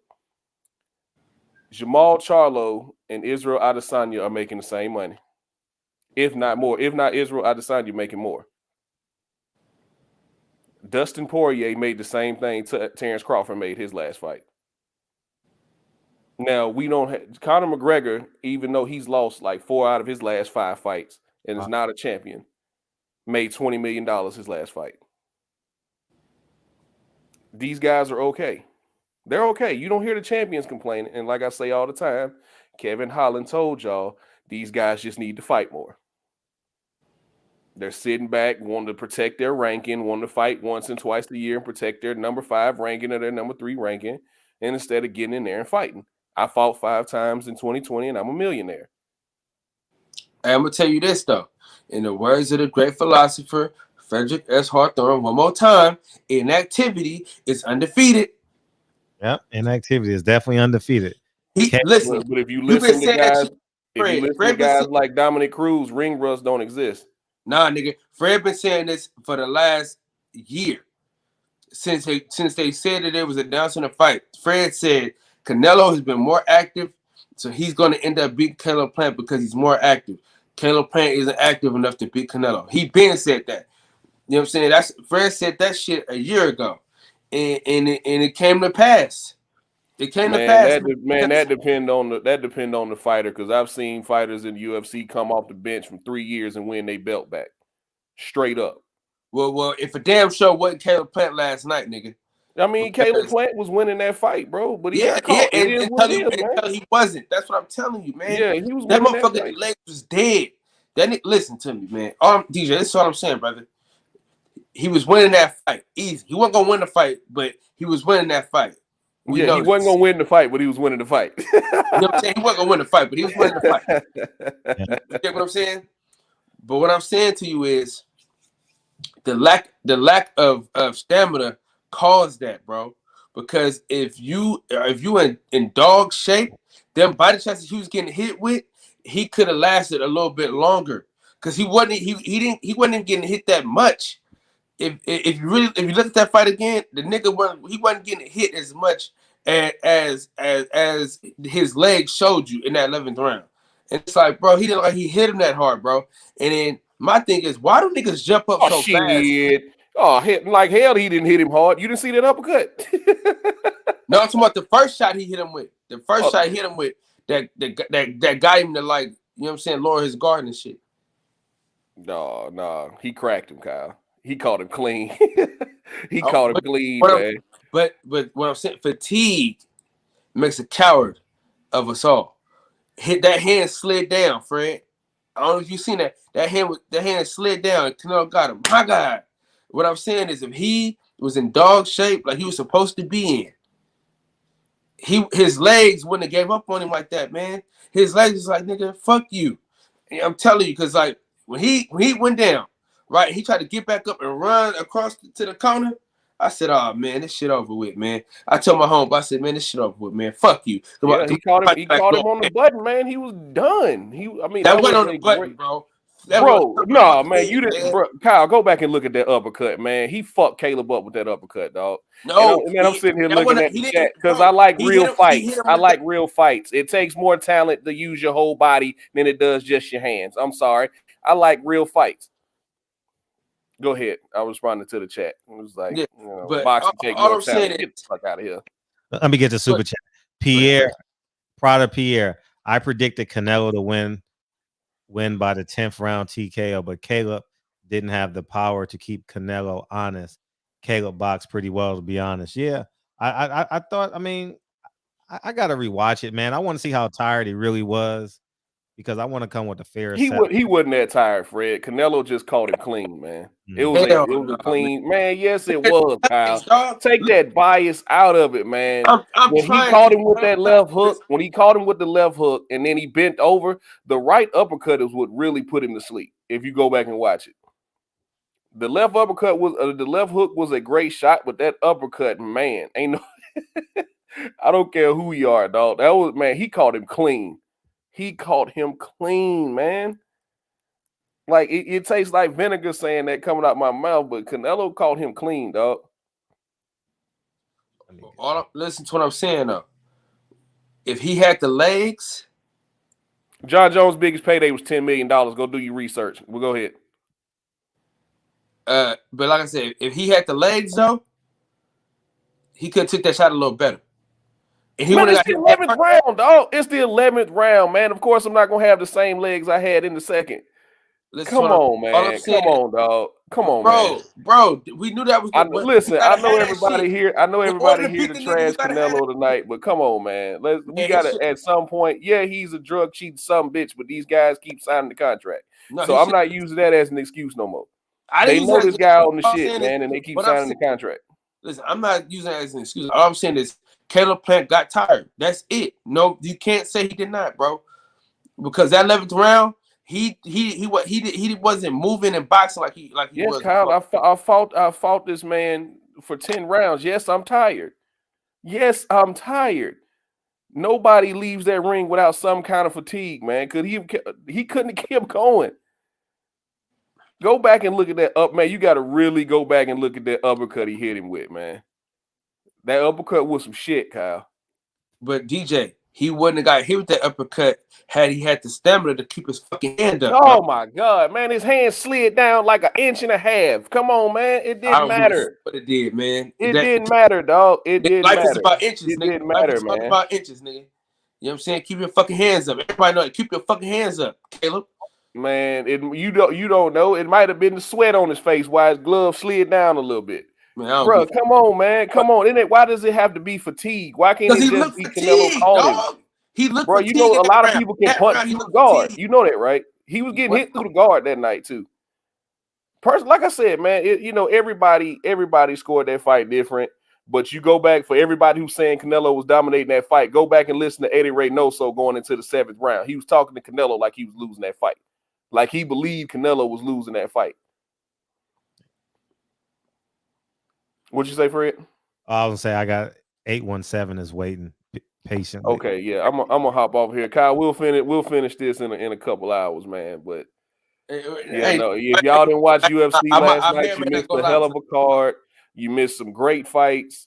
Y'all gonna learn, man. Y'all gonna learn. Y'all gonna learn. That's where my money went last night. We had a card full of epic fights. We didn't have Andre Durrell knocking out some guy I've never even heard of out there in them Michigan State shorts when Michigan State just got dog walked yesterday by Purdue. So let's it is what it is, man. He was, but Plant was winning that fight until he wasn't. But go ahead and let my man 817 on, man. I'm gonna get out of here, Mr. Accolades. Hey, DJ. What's up, brother? All I'm saying is, Bud. Right, Mr. Accolades. Mr. Accolades. Bud, like all right, I'm out of here, man. I'm out of here. I ain't gonna hold it up. You know what I'm saying? All right. Champion Hart says, I told y'all as soon as Plant got caught, he was gonna crumble. And that he did. He definitely crumbled, man. What's up, 817? Say, man. What's popping, man? What's up, man? What's your boys down there in Texas doing?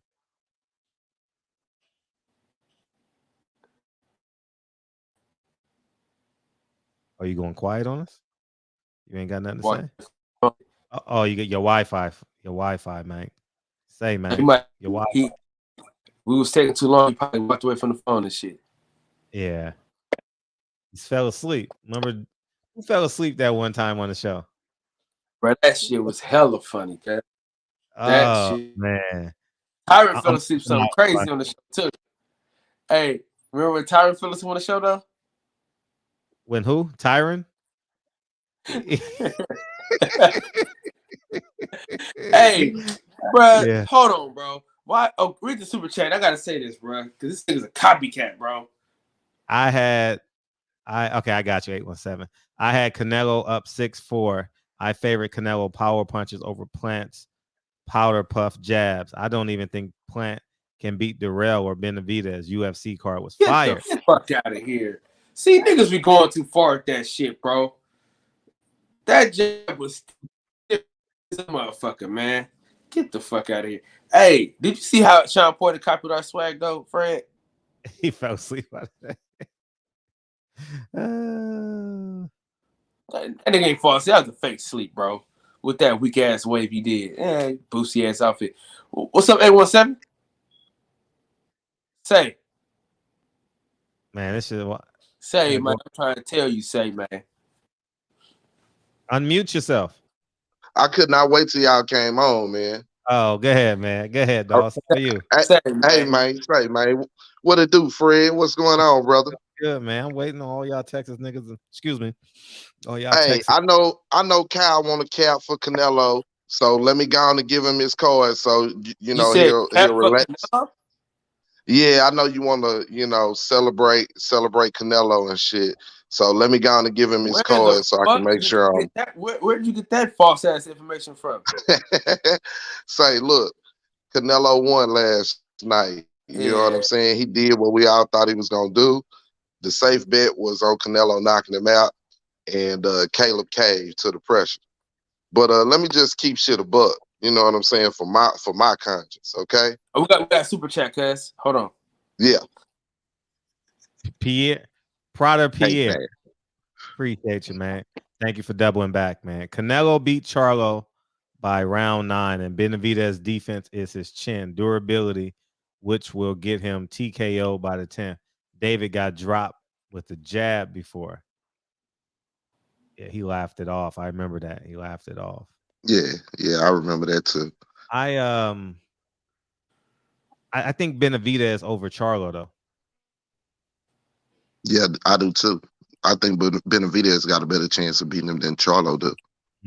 Yeah, I have no. T and Tamira too worried about Jared Hurd and everybody, man. They're making us look bad in my state, bro. You call him? What do you call him? T and Tamira. Oh yeah, emotional ass. They females. T and Tamira Charlo.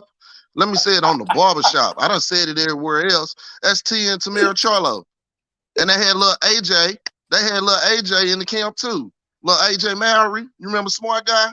Yeah, that's AJ playing gangster. Yeah, that's T and Tamira. I'm saying it straight out of Texas. T and motherfucking Tamira.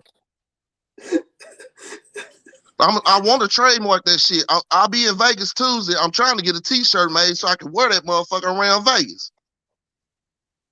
What they running up on Jared Hurd for? Jared Hurd, we talked when we talked about Jared Hurd, fellas. We was talking about he may be done. Jared need to get some shit together. You know, he lost his father. You know what I'm saying? Rest in peace to his father. That was sad. And you know, we know Jared was mixed up. You feel me? So you had Canelo fight, a motherfucker that's done ducked you, went and got a franchise belt made, cost you money. He ain't got now nigga on the card.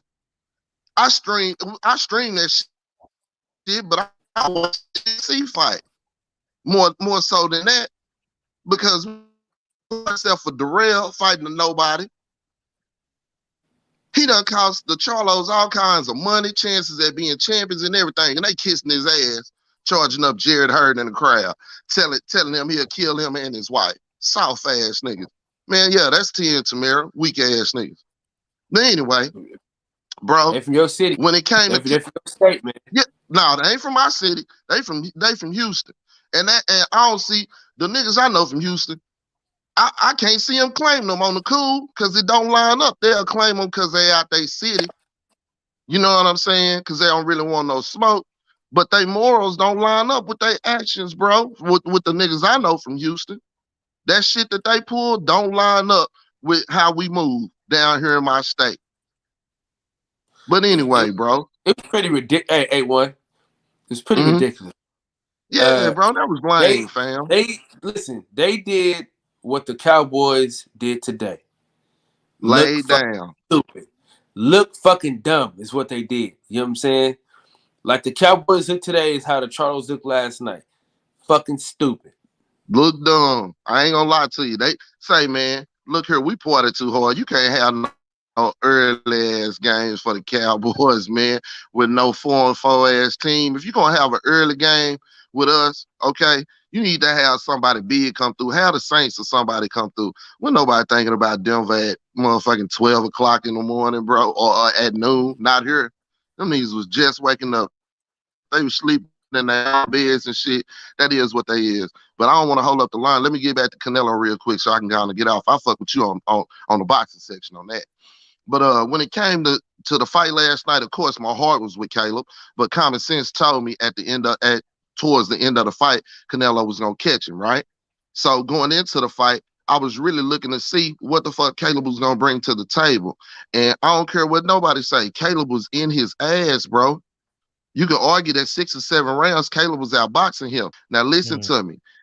When y'all talk about punches and talk about boxing itself, okay, a lot of you motherfuckers don't know what you're looking at. Caleb was outpointing him, and he was also countering Canelo to the point to where Canelo was frustrated. He was resetting Canelo, but Canelo kept with the game plan and kept attacking the elbow. He kept attacking the body. And you seen Caleb using the elbow to block and counter back with the right. And then when Canelo started countering his counter, he actually countered Canelo's counter a couple of times. And you could see him grin at Canelo like, yeah, motherfucker, I'm here. Okay? To the point to where that was the 10th round when Canelo went over to the corner and Eddie was in his ass. Just like when Steve Farhood bullshit card came up in the Barrios and Tank fight, Floyd did what? He went over to Tank and said, hey man, they got you losing on the card. I need you to step up. No matter what we thought we were seeing. And Tank turned it up to all Madden and went in there and got Barrios out of there. That's pretty much what happened last night. Cause I ain't seen Eddie talk to Canelo like that, bruh. Everybody seems to omit that. We know what the end result was, and everybody want to lean on that. Canelo look like the same fucking fighter, bro. Step with the left foot, wave the left hand, try to land a hook or a body shot, or come over the top with a right hand. I didn't see nothing new from Canelo. What I saw was Caleb not being able to keep up the pace that got him to where he was. And I'm gonna say one thing. You know, remember how Berto was talking about when he fought Floyd and he was sitting on the stool and he actually took the time to peek over and look at Floyd and he saw how Floyd. Go ahead, Fred. No, I'm agreeing with you. It's your story. Yeah, you remember when Berto did that though? Mm-hmm. Say what Berto did is what I wish Caleb would have done last night. Because if Caleb by the 10th round, okay, fuck the cards. You already know that the cards is against you. Okay, and you already know all this sitting down on your punches and shit is not you, and it's gonna get your ass knocked out way earlier than what it did. Caleb did what he had to do for as long as he could, but he should have did it for 6 more minutes. And here's my thing: if he'd have looked over there and seen Eddie Reynoso getting into his ass, he could have been smart, pulled a Floyd Mayweather and ran for the entire 11th round. It just gave that motherfucker to Canelo. He didn't have it. He didn't have the legs. Listen. He didn't have the legs, listen, bro. Listen, Kyle. I heard your argument about fatigue, right? But I don't think it was his legs because Caleb was moving in the beginning of the round. What it was y'all talk about that arm coming down, and that arm was coming down because of the body work of Canelo and him countering, using that Philly shell and using it to counter.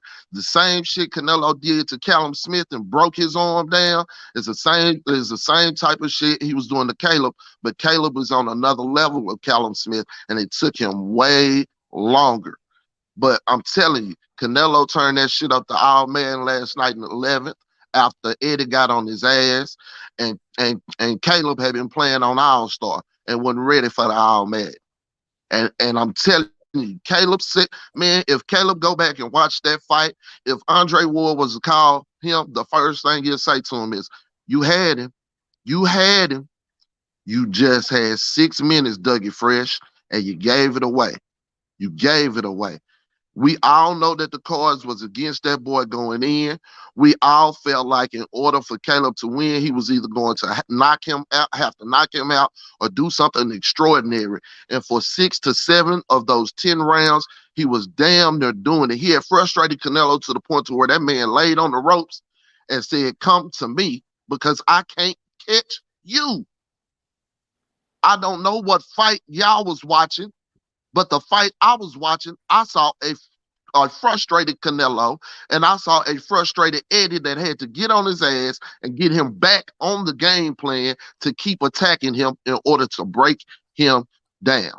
Now, at the end of the day, Canelo is a 168-pound champion. I give him that, but he got to beat Benavidez for me before I crown him for that division.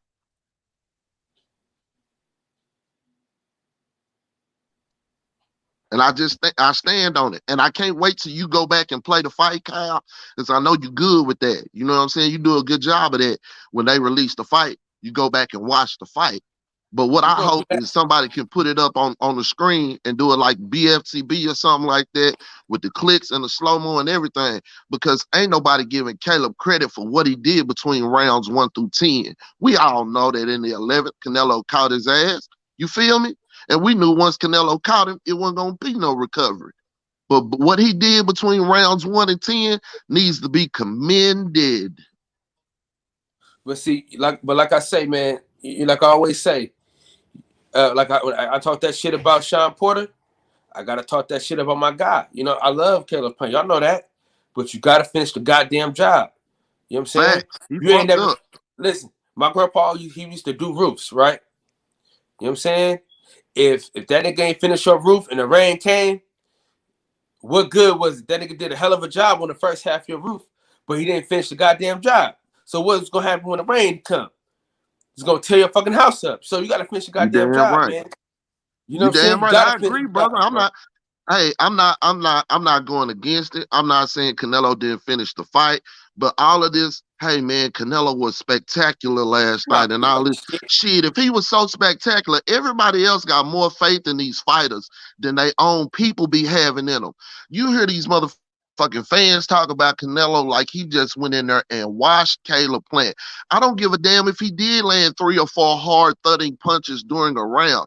Caleb was outpointing his ass. And if you enjoyed the sweet science of boxing, then you know what you was looking at. If you just watch boxing, then whatever the fuck Louis Ravello and Abner Cockeye Mares and Steve Farhood funk ass card was telling you, that's what the fuck you thought was going on, man. And say, man, some of these platforms had Caleb Plant up. Bro, no, Steve Farhood shit on Caleb Plant, bro. He gave him 2 motherfucking rounds, bro. I thought he had him up by 2 rounds. No, sir. The 2 rounds that he gave Caleb wasn't even rounds they wasn't even questionable rounds. Hold on. I could have sworn, maybe I gotta ask Mark Nash if he was watching the US version or the European version that we was watching on his channel last night, because wherever we was watching it, they had Caleb Plant up by 2 rounds, whatever we was watching it on. Oh wow, but they did? Yeah, hell yeah. Because I was arguing back and forth with my partner, right? Because they just thought I kept turning from the beginning of the fight. I said, listen, if Caleb Plant is in dog shape, he gonna win this fucking fight. So I'm arguing back and forth with niggas all in the bar and shit. I said, listen, this motherfucker's in dog shape. He gonna win this motherfucking fight. And the whole time I'm talking hella shit. Nigga, look at him. He reset the nigga again. Look at him, nigga. And I'm like, nigga, look at him. Nigga, I'm telling y'all the whole fucking time. And he caught him. And my partner looked at me. Bro, I told you, bro. I said, motherfucker. One more thing, Fred. Hey, one more thing, Kyle and Fred. Another thing, too, that fucked me up. One of the things that really made me think Caleb was going to do something spectacular was that the fact that he didn't fold any of the time, none of that time. You feel what I'm saying? He didn't fold. You did, but something I noticed during the fight, anytime there was a break or some shit, you know what I'm saying, or something like that, he was being a little bit too respectful to Canelo. And I don't know if that's bling, we in the ring, now you swinging at me and I got some respect for you now or some shit.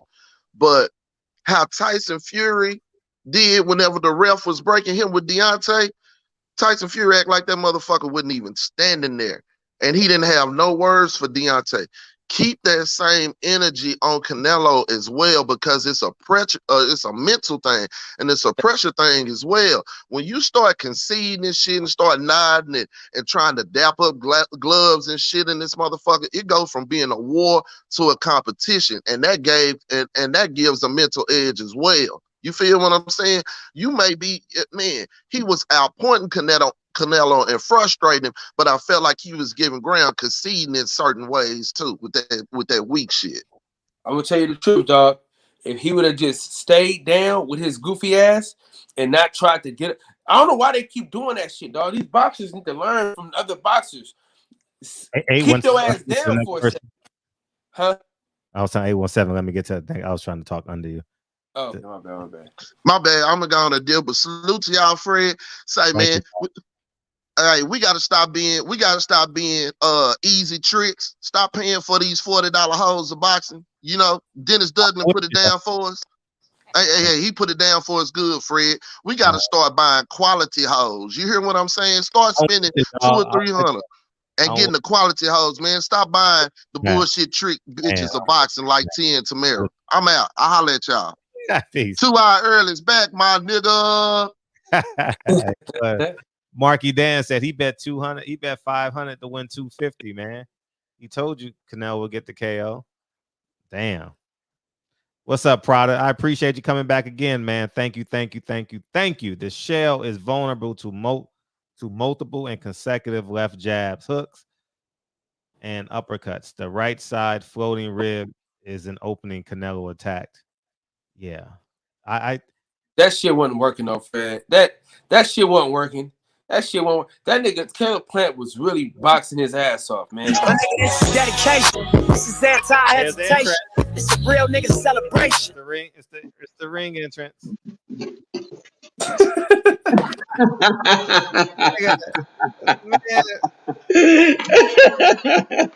That was this mother. He come out to the 5 heartbeats. That was Nipsey. We were playing. Otis. Hey, Fred. Hey, Otis. What's up? What's going on? Kyle, you out here trolling tonight, man. What's up, Otis? Oh, man. Office hours are from 9 to 5. Man, Kyle, if you don't stop with the excuses, man, what the hell? Man, get out of here with that. You stop trolling, man. Hey, so you tell me that you said the fight wasn't close? No.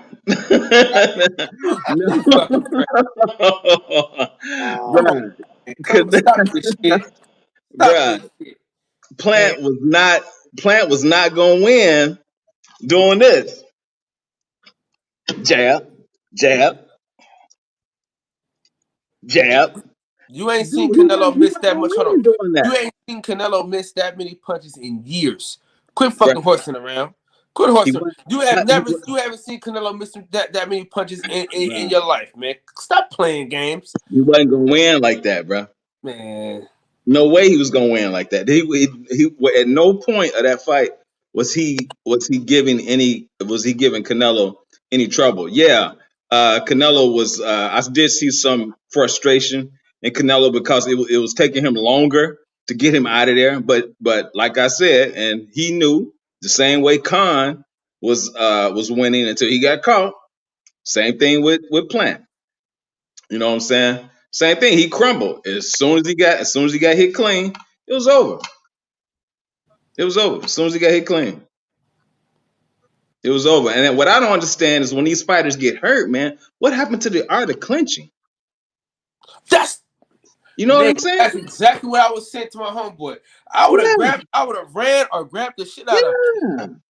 I don't understand that, man. What happened to the art of clinching, man? Whatever happened to faking a low blow? Remember that? Remember you could fake a low blow? What happened to that shit, man? Yeah. Motherfuckers ain't tricky no more, man. You know what I'm saying? I done faked a low blow like a motherfucker, dog.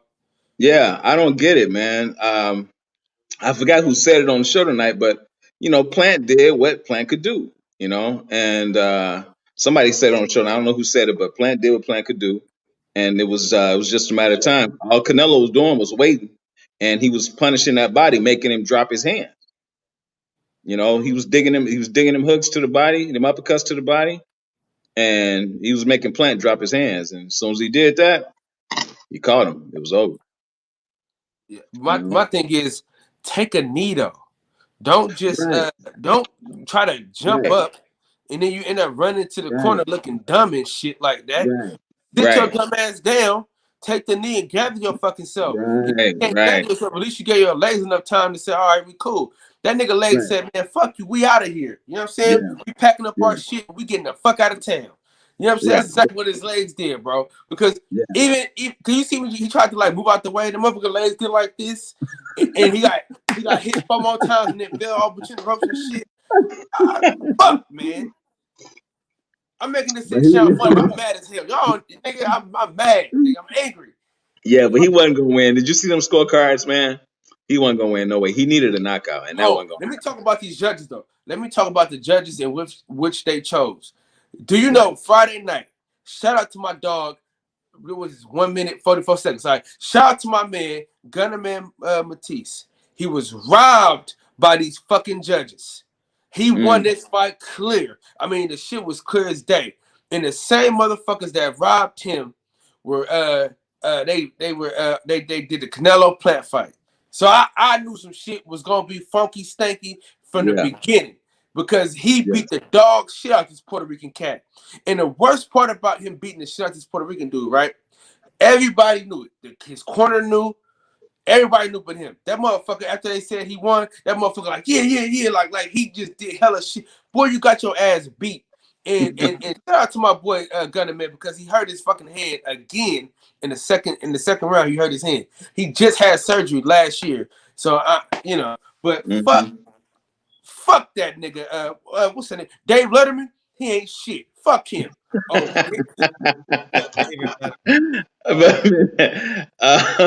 But I mean, Dave Moretti. You know what I meant. Dave Moretti. I know you're talking about. Yeah, fuck him. But not only did he have how's this old ass still judging though? My bad. How's this old motherfucker still judging? Like your eyes ain't the same, nigga. They gotta do something about this shit, man. There should be an age limit on judging if you wear glasses.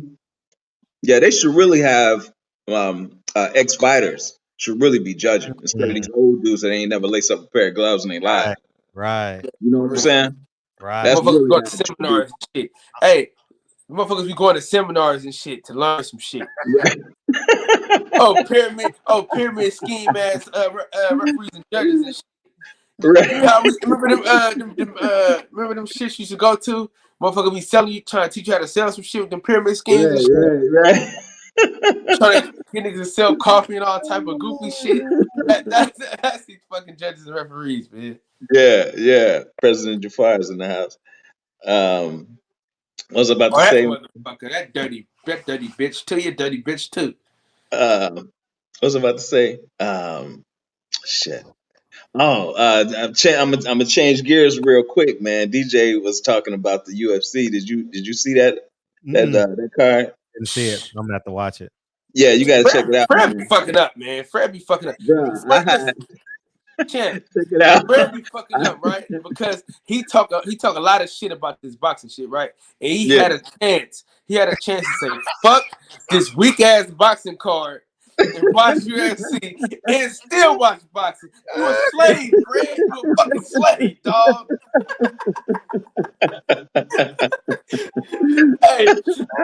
hey, all that built-in shit you talking about, Fred, I don't want to hear that shit no more. But man, I had a 65 inch and a 50 inch right next to each other, watching both events, man. I was streaming them both. I was thinking the same thing, but I didn't pay for none of it. I ain't paying for none. Right? Yeah, I was streaming them both. You pay with your time, Fred. Time is more important than money. You should have sent me the link, dog. I didn't have it. No. Champ, you should have sent me the link. Oh, you know what, man? I can do that. I can do that because the way that this link works, man, you can't just get on this link. You gotta have an invitation to join. Yeah, you gotta have an invitation to join. But hey, you know what we need to do, Kyle? Kyle, here's what we can do. We buy the fight on a device, and we hold a private link in the chat. That way, no one got to buy it. I ain't buying that shit either, dog. No, I know you didn't buy it, but I'm saying I'm not buying shit, Fred. Okay, Fuck I'm that. Okay, I'm just trying to help them lose money. That's all. I'm trying to think if we had a perfect stream, and everybody knew that every pay-per-view we was going to send out. I don't want to put. I don't want to put me personally, Kyle Davis. I don't want to put a fucking cent in these motherfuckers' pockets unless I'm going to the fight to support one of the fighters that been on my show or this great show here. Fuck you. You know what I'm saying? The reason why I go to this Canelo fight, then nobody in that motherfucker move me. You know what I'm saying? Then nobody move my fucking pockets. Now I might, do some cat shit next week and go to that Terrence Crawford fight. But other than that, I don't see myself just now. Cool Boy Steph, I am November 27th. I am taking my funky ass to Vegas for that shit. You know what I'm saying? But that's because we interview niggas. We interview the niggas. You know what I'm saying? They got love for the show, shit like that. But other than that, nah, fuck you. Now answer this, man. I had a buddy of mine tell me that Canelo's talking about fighting Triple G again. Is that true? Did you hear that? Nah, hell nah. Man, if he run off to fight Triple G, he got off with the bag. Al gonna be livid. Oh yeah. I thought didn't he sign a 2-fight deal though? Didn't he sign it? No, nope. Fight by fight. So they get that motherfucker $40 million to fight one. 40 million, dog. 40 million, man. So you hold on. See, this is the shit I'm talking about. Okay, Fred, you pay one nigga $40 million, right? For one fight. Why couldn't you pay $40 million to 6? Right. Yeah, that's crazy, man. Wow. Yeah. That's some sucker shit, man. That's why I told y'all, man. I Yeah. said Heyman ain't that guy y'all think he is, man. He over there, man. He got a life vest in the middle of the ocean right now, trying to figure something out. That's Fred. Hey, I said it. Fred. Yes. See, when you start putting shit into perspective, think about this. Think about the card they could have put on that could have rivaled the UFC card with $40 million. Yeah, because that was a good card. That UFC card last night was real good. And then peep game. He didn't drown. He didn't make Canelo. He didn't put Canelo in position in negotiations to make Canelo realize that he needed him. Canelo needed PBC. Who was he gonna fight? This shit's fucking terrible, man. This shit is fucking stupid. I mean, all right. Champion, I got like 9 people in the back. Okay, man, let me jet out of here, man. Salute to you brothers, man. I'm out, man. It's full the back. It's full back. What's going on, Big Fred? What's going on, man? You got. Is you guys gonna still make excuses, bro? Is you guys gonna still make excuses? Like Canelo said, you guys are still gonna make excuses, man. Nah, Canelo won. You guys are saying, yeah, bro. Canelo beat the shit out that boy. He beat him, man. Dig to the body, broke him down. That's what great fighters do. He's the best fighter in the world. He's the best fighter of our generation, bro. You guys gotta stop denying that shit. Who's better than Canelo, bro? You gonna say Terrence, bro? Terrence Crawford's resume came with Canelo's resume. Andre Ward's better, but President, come on, man. Come on, man. Andre Ward. Fred, come on, man. Hey, Fred, this motherfucker disrespect Andre Ward. Getting him out of here, man. Canelo fought more black fighters than Andre Ward, homie, and that's a fact. We're gonna debate that shit. I'm not even gonna look. But President Yafor said, notice come on, bro. Cricket ref Moore at the Canelo fight. That's back to back. Canelo's the man. And he gonna fight Charlo next. What's gonna be the excuse after that when he beats Charlo? He gonna. I'm rooting for Canelo. Because the Charlo twins are bitches, bro. What they did to her, I don't like that shit, man. They threatened to kill that man's wife and shit like that. I heard that shit. Yeah, that was corny. That shit was just retarded as fuck. Extra corny. They have like kids, bro. Them niggas in their 30s, they have like fucking little kids, man. We're gonna spend the whole show on them tomorrow. Hey, you almost bidded you a good night, boy. But you saved yourself by bringing up some Charlos, boy. You knew that shit was coming. You seen me pick up my remote, boy. You seen me pick up that remote because it was coming. Oh, bro. Get your ass up out of here, boy. No, man. Bro, Canelo's just he's the best fighter of our generation, bro. We just gotta accept it, man. But Fred, I'm out of here, man. I'm gonna leave you guys alone. I appreciate you, man. Right, bro. Thank you for ruffling his feathers, man. Thank you for ruffling his feathers. What's up, Kate? Niggas falling asleep on the other side, man. What's up? Nah, my bad. Nah, yeah. So Kyle, I'm gonna tell you again before it happens. Sean Porter gonna beat that ass. Terrence Crawford gonna take the L. But anyway, on the Canelo Shane fight, you 100% right though. Like you're not gonna be able to beat a guy who's fighting 4 times a year and you fighting once every 14 months. Like he's just way better conditioned than you. Like even if it's skill for skill, dollar for dollar, like he's been out here grinding and I mean, just think about like the 2 or 3 weeks Caleb Plant may have taken in like that 14 months and like ate pizza and just relaxed or some shit. But Canelo was in camp the whole damn time. Like you're not about to beat that dude. Like it's just not fair. Yeah, and like Al's fucking his fighters over, and like even when you see like Boots Ennis, like I think Boots is hella talented, but I think that if Errol stays at 147 for 2 more years, and Errol is fighting every 10 months, and Boots is fighting 4 times a year, I think it's gonna be a hard night for Errol when they finally meet. And I don't know if they do that shit by design. I don't know what it is, but yeah, I think you're right, man. Caleb Plant, he got tired because he don't fight enough, and then Canelo finished him up. But Caleb Plant, he did his thing, bro. Like he was in there, he was fucking him up. Like he was doing this thing. Like I think that was the best Caleb Plant that I've seen. But like the thing that kind of fucked me up was like he had hired Andre Ward to like help him out or whatever. But like I didn't see the Andre Ward. Like I didn't see like the clenching when because Andre Ward got a million tricks. Like he knows shit. You see, Andre Ward got 1,000,001 tricks. He gonna clench. He gonna hold. He gonna do all kinds of shit to tire you out. Especially a muscle bound guy like Canelo. Like it takes a lot of energy to move that muscle around. Especially you doing that shit like Tyson Fury was doing. You throwing your head, your shoulder over his head and shit, leaning on him. Like that's how you win. Like that's how you tire them motherfuckers out. But like I didn't see Caleb Plant doing any of that, and like so I was like I just assumed that that's why he was training with Andre Ward to learn that type of shit and do those types of things. But like, I'm sorry. No, I was agreeing with you. I thought that's exactly what I thought. And so like he did no.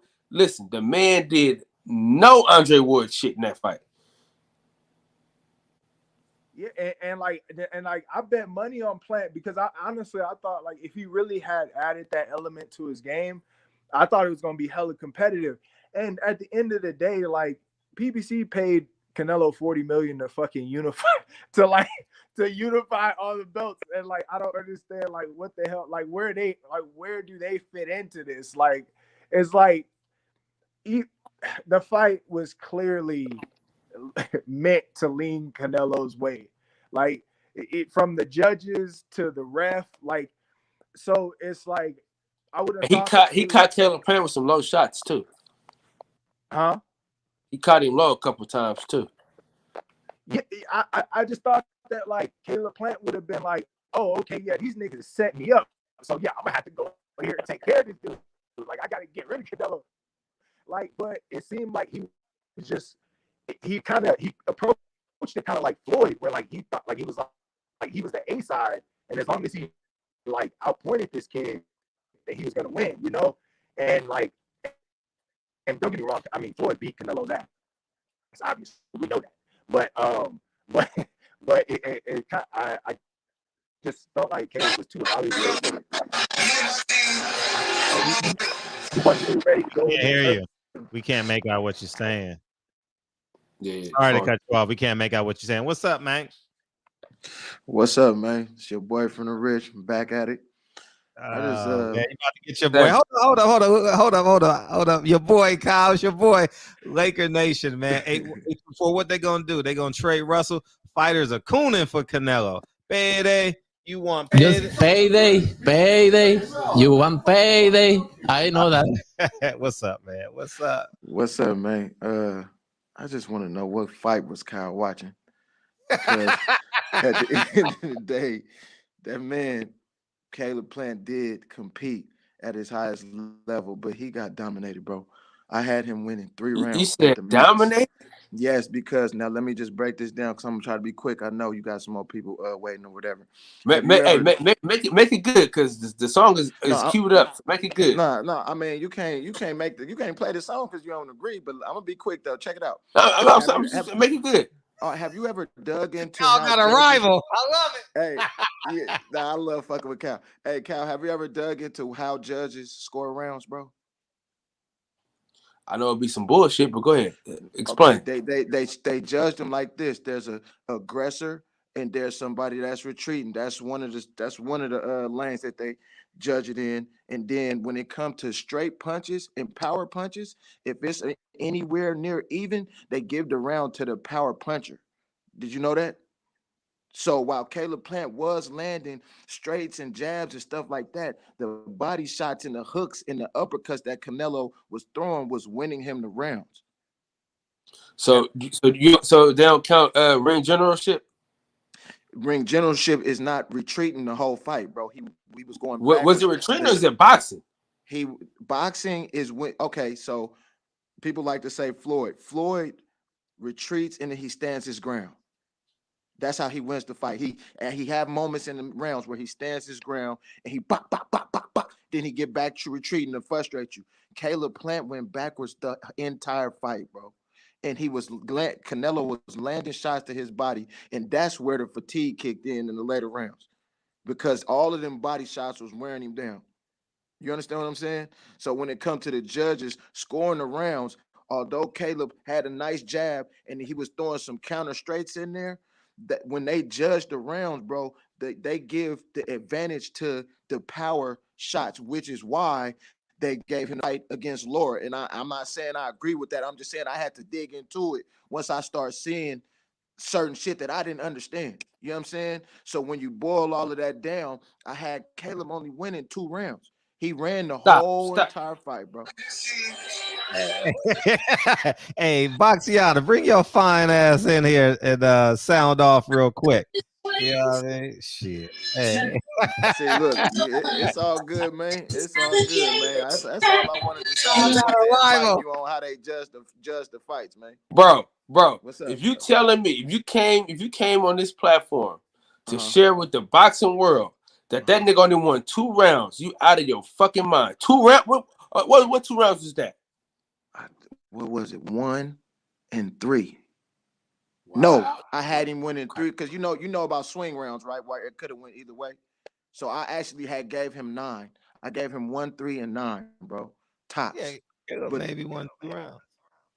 But the judges had it scored exactly how I had it scored. So did the person that was judging it live, bro. That motherfucker, he wrong all the time, but I'm gonna let you have that. I'm gonna let you have that a little bit. But let me tell you this stuff. Let me tell you something, man. At the end of the day, Snack ain't shit. Right. Larry Wade has got to do something different. I don't know what the fuck is going on, but there's no way he should have been tired like that, bro. You gotta. You don't think it was the body work? Bro, but if your legs, if like, but they always say this: if your legs is right, then body shots ain't gonna matter. If you know what I'm saying, if your body is right, then body shots is gonna hurt, but you're gonna be able to carry on. But see, I also think it was a matter of him. One thing I noticed in the fight is Canelo didn't waste no punches, and Caleb Plant was trying to keep him off of him so much that some of his punches that was getting blocked was just like, stay away from me, stay away from me. You know what I'm saying? So by the 8th, 9th round, when you combine that with the body work, because if you look when he got clipped with the left hook, his hand was actually up. Canelo just clipped him in the front of his face and knocked him loose like that. You know what I'm saying? That's why I said it was his legs, bro, because he wasn't even moving. Like, you know what I'm saying? Like he went straight to the ropes. Like if you look at that, he went to the ropes on his own. Like I don't understand why niggas do that. Like he laid on the fucking ropes to save him or some shit. And that didn't help him. That didn't help him at all. And then he got hit and it was over with. Timothy Bradley legs got the wobbling and shit. Timothy Bradley, lately, I don't know what he been on because I never liked his analyst game before now, but in the last couple months, bro, he been on point. He called the whole fight. He called the punch and everything. He said that he leaned exactly how you said he was leaning. He said the left hook was going to take him out, man. But I don't want to top the line. I know y'all got a lot of people. I just wanted to go over that with you, Cal, because dig into that, Cal, as far as how the judges score the rounds. You know what I'm saying? And it'll kind of. Listen, man, them niggas don't know shit though. But shout out to Real Richmond though. Oh, it's all good, man. I see you at the section.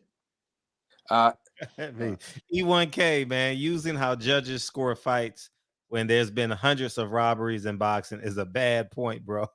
My man. E1K, shout out to E1K, goddammit. That's what I be telling them. They be on that bullshit. What up? What up, Fred? Sadar, how you feel, man? Shit, I'm cooler. I'm watching ball. I ain't doing shit. My fault. Catching up on the NBA games and shit. Smoking a little weed. Yeah. But no, I was saying all Canelo fights look the same. It's like his opponents don't have even no power shots. Even Kovalev, like Kovalev was pity patting him on the face. Like I don't get that shit. Like I don't see no power hits every time Canelo step in the ring, but I gotta give him his respect. He the pound for pound great right now. He taking over boxing, and I don't see nobody beating him. I want to know if when Charlo get in the ring, if he gonna hit him with power shots. So we don't even want to mention Charlo right now, bro. He gonna beat the shit out of him, but usually you get power shots out of him. I want to know what I'm gonna see out of him. I don't see. But he beat this shit out Derevyanchenko. So Derevyanchenko ain't fucking Canelo, man. But Derevyanchenko beat the shit out of Triple G. Styles make fights, big dog. It do, but shit, man. I don't know, man. That was a good opponent that he beat, man. You can't take credit away. The Charlos are too distracted, bro. They got too much ain't been active going too. on. It ain't been active too. You gotta be active. Like Fred said in his last video, he said Caleb Plant was a 10-month layoff and the Charlos a 11-month layoff. If they fight him, be 11-month layoff. That's a fact. See, you can't beat that nigga like that. And let me say this though. He cherry picked the nice and he cherry picked that nice and good though. Cause he knew that shit. He knew that motherfucker had that long ass layoff and shit like that. That's why I be telling niggas, man, you gotta fight, bro. You can't be out here just playing. You know what I'm saying? Niggas be playing, bro. Niggas don't be really fighting no more, man. Once they get to a certain level, I don't know why the fuck they just feel like they ain't got to train like they normally do and fight like they normally do. You know what I'm saying? They just get to a certain level and say, fuck it. And I'll be honest with you, that $10 million payday, I don't even see him having the same hunger no more after that, bro. That type of money of one fight, it's like, where do I go from there? Now where am I going from there? No, I think a lot of these fighters shuttling out too with Canelo. I think they just going down too, honestly, if you ask me. But I can't take that away from Canelo though. I gotta give him his credit. But yo, Fred, I also wanted to ask you, was you implying Cameron Duncan that Boots won't get the big fights unless he sign out him? Yeah, he's not gonna get the big fights. Not unless he gets in a mandatory spot. That's the only way. That's the only way. Listen, man, I talked to him about this shit, man. I told him, man, like I told him this year you can forget. I told him this year you can forget that. You ain't getting no belt this year. You can forget that. Now next year you might get lucky. If Terrence Crawford and Errol Spence fight, he might get lucky. But other than that, man, because I'm gonna tell you, I think he's not gonna get him unless he leave Cameron Duncan, like Fred was saying. Mm-hmm. Yeah, that's what I was telling him. Because they're not gonna give him them big fights and let Cameron Duncan eat off him like that. They gonna want that. Yeah, but not unless he go directly to the network, because he might be box office, Jerron. Maybe. But that's the deal he got though. His deal is for Showtime. His fighting style, like Cameron Duncan said, is Roy Jones like. So yeah, I mean, he gonna be box office, and you think Al gonna let you eat off that young man like that? Nah, he gonna let you have him these little bit of fights that he got left. Yeah, you're right. And then it's gonna be a decision time whether you gonna go the Haney route, or you feel me, you gonna go all the way like Earl. You feel me, you gonna be all his like how Earl is. Right. So I mean, if you want to be that star, man, you're gonna have to go to Heyman, or I know he ain't going to Bob. He ain't going to Eddie. So you know that's gonna be a tough decision, and I think he gonna go with Al because ain't nobody gonna mention the millions like that. That's a generational talent right there. It is. So, I mean, I'm gonna give up the line. I know you got a lot of people, and I hope y'all enjoy the rest of your night, man. We appreciate you. Thank you for being consistent again. We appreciate you. You already know. I appreciate you. Best pugilist. Let's rock. We got Mex coming in, and then everything boxing and sports, man. We appreciate you. What's up? Yo, what's up, brother? Yo, what is good with it? Yeah, man, I had to get on here, man. Listening to this fucking nonsense. These motherfuckers talking. Non-boxing ass motherfuckers talking, man. Crazy talk. Canelo, yo, that shit is crazy, man. I was talking to my manager, and we was talking about this shit, man. The way the sport is going. And it was like, you know, I guess it's just the business of boxing, man, as it is now. You know, cause I'm listening to motherfuckers talk and I'm saying some other things I was on, you know, like Canelo wasn't dominating that fucking fight.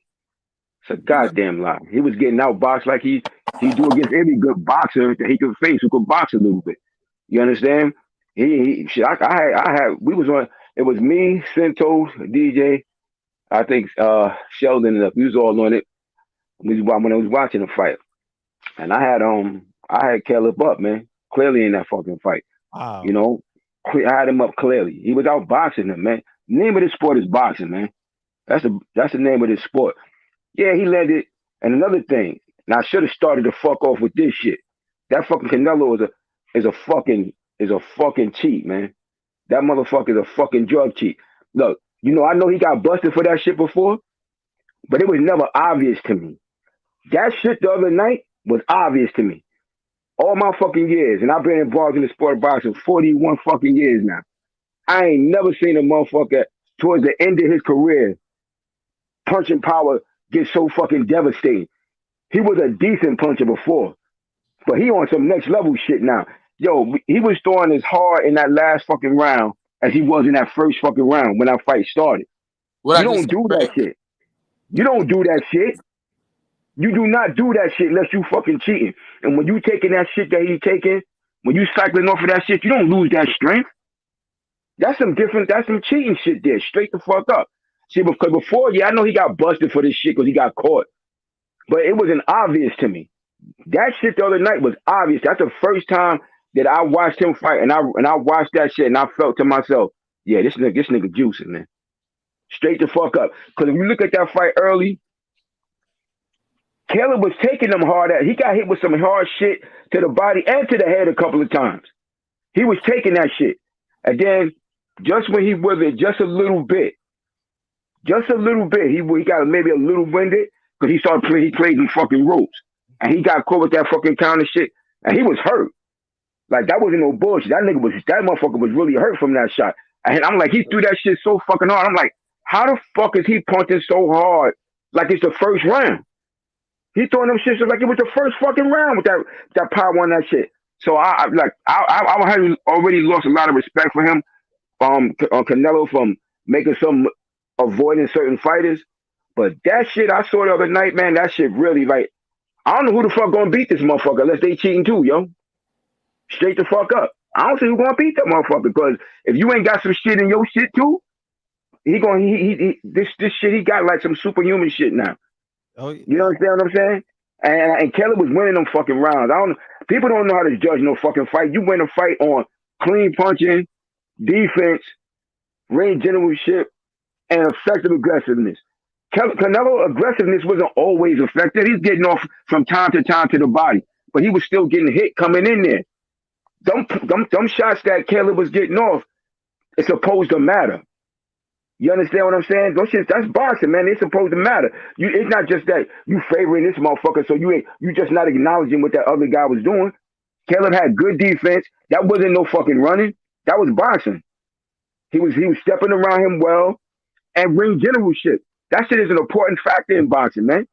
I feel bad for him, man. that he got caught up in that shit, man. Cause you know who I picked from the day one, Kyle, in that fight when it first was announced. Caleb Plant. No, I didn't. I picked. Nah, I didn't pick Caleb. Hey, I picked. Kyle ain't Nah, to your ass. I picked fucking Canelo. Cause you remember I was saying, cause you were saying you picked Caleb. Remember I was saying that I felt that Caleb didn't have enough experience and he not active enough. Remember I kept saying that shit. He Yeah, inactive. I'm just fucking with you, man. I was Yeah. Remember I kept saying he was inactive. I said, cause this gonna be what's his name, 4th fucking fight, and it's only gonna be his 2nd, and he got that long layoff. But I'm just saying, man. I don't know, man. The game is what it is. He they star. He's they star. He's they face of boxing who they want to be in that position. So they doing what they doing now. And I guess we're gonna have him until the gods of boxing send somebody in there to come beautiful all his fucking ass and just knock him the fuck out. Cause other than that, I just don't see who's gonna be able to pull that shit off, man, right now. Yeah, but I just had to chime in on this shit, man, because I'm just listening to this shit. I don't know where the sport is going, man. But some got to give, man. But I'm out of here, man. I just had to tap in real quick, man. Because I'm just listening to this shit. This shit bugging me out. All right, man. Y'all stay up, man. I'll holler at y'all later. Appreciate you, man. What's up? Canelo is disciplined and motivated to make history. He is that. He is that. And I say this, man. I've been saying this, man. When you sign up for something, Caleb Plant took that $10 million and Al Heyman gave him 40. They don't care about drug cheat. They just want you to fill that stadium up and buy these pay-per-views. They don't give a damn about no more morality, integrity. No. What's up, Max? Hey, yo, what's up, bro? What's up, Kyle? Hey, the way you said that, look at Charlos. They don't give a fuck about no morals. They don't either. They don't either, man. I can't wait. We got to spend the whole show on them tomorrow, dog. We gonna dedicate because we got Tanika Ray coming in here Tuesday, so we got to be kind to her. So, first and foremost, I have to say that Saturday all around boxing and MMA was a great night of fighting. Like there was hardly a bad fight on either card. So, I mean, first of all, shout out to Darrell for that fucking uppercut from hell. That was fucking crazy. That was insane. The Canelo fight kind of went exactly. I mean, I predicted 10th round. It was 11th. Caleb Plant had stamina issues. Those body shots made it worse. I mean, I had Plant up by 2 rounds personally. I had it 6-4 with 2 round swing rounds, so it could have been either or.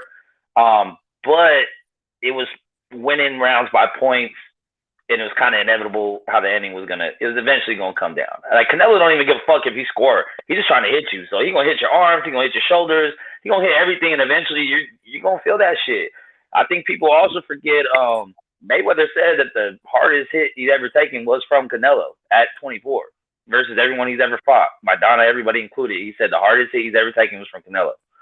So, I mean, mix it with a little clenbuterol and it's a recipe for disaster, man. And I just don't. I think he's gonna get Charlo out of there. Unfortunately, as much as I love to see Boo Boo do it, I think Boo Boo would probably be a really similar fight, just trying to avoid getting hit and eventually get broken down. I think the last hope we got is Benavidez, who's just gonna say, "Fuck it, come knock me out if you want, but I'm gonna chunk him back, man." Like I think it's funny to me when I see these training videos of people about to fight Canelo and they hitting pads and they doing shit that they're never gonna do in the fight. You might as well just practice backing up the whole fucking camp because that's all you're gonna do in a fucking fight. Like motherfuckers act like they gonna walk Canelo down. It's not gonna happen unless he lets you. Like that's it. Nah, nigga, Benavidez walking him down. I seen Benavidez up close and personal. He don't give a fuck about nothing you swinging. Will he when them punches start coming back his way though? Like, I don't think he's gonna back up either. I don't think he's gonna back up. Like I said, Benavidez is the last hope we got. I think Bivol, same shit. Is once they get hit by a couple enough, they're gonna back up too. Like, but I think Benavidez is the last hope. Man, y'all just got to come to the realization. Canelo is the man right now. Yeah, for sure. Whether he's cheating, whether he's getting leniency from the judges, man, you got to hurt that man.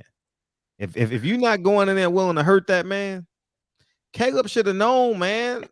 Caleb should have known. I purposely did those videos last week so Caleb's team can watch him. I purposely posted on Instagram So they know. It ain't no, man, listen. It ain't no shoulda, coulda, woulda with Canelo. You gotta hurt that man. Have to. You gotta counter him. You gotta show the judges. He punched me, I punch him. You know what I mean? You gotta let the judges know that I'm about to bully this man. All these half stepping and man, you can't do that with Canelo, man. You can, man, listen. On that thing yesterday, when those judges got paid, that shit said TGB Promotions. When they handed the judges and the referees and the commission the check, that girl from TGB Promotion, I'm drawing a blank on her name, she hands them the checks. So when they hand them the checks, they're like, yeah, I mean, it's a silent conversation. If you hand me a check, I'm naturally rooting for you, right? More often than not. Well, that's what's happening in boxing. When the lead promoting company give them checks for the job that they did, that's exactly what we getting. You know, and Thomas Matisse clearly won that fight, bro. That shit wasn't even close. I didn't see it. Oh, Fred, that shit wasn't even close. I mean, the shit was so far. The nigga Andre Ward was so mad at that nigga was upset at that damn card. Like, it was like, bro, come the fuck on, dog. Like, y'all gotta be, y'all can't be serious. Wow. Man, I mean, politics and boxing have always been what they've been since the beginning of time, and they're not going nowhere. I mean, you would think the feds investigated baseball for steroids. The feds ain't investigating boxing for shit. That ain't never gonna happen. They ain't gonna see where the money goes. They ain't gonna make sure people clean. This is one of the oldest sport damn near. So it's never gonna happen. But within that range, just from a skill set, even if both people are juiced up, like I said, I think Benavidez is the only fucking hope. I don't see any other fighter hanging in there for 12 rounds and taking random. I mean, it don't matter if it's a body shot, an elbow shot, a shoulder shot. He wings that hook. He's telegraphing it. You know it's coming. It's the same fucking hook over and over and over, and nobody can get away from it. And I mean, Mayweather's an anomaly. So for anyone to try to take a Mayweather game plan and think they're slick enough to pull it off, it's not going to happen. The only other two people I've seen that really stood there with Canelo was Triple G and Little Ass Cotto. Was the only people that went back and forth and said, fuck it, we gonna bang then. Like, fuck it. And those are the only people I've seen kind of even get close. I mean, Laura with the boxing shit, but I can understand, like, he was a little more runny, I guess, if you want to put it that way. He didn't really stand in the pocket and really exchange as much as, like, Mayweather did. But I thought Plant did a good job up until then. Who? Plant? Yeah, like I said, I had him up 2 rounds just scoring, but never did I ever feel like he was close to winning.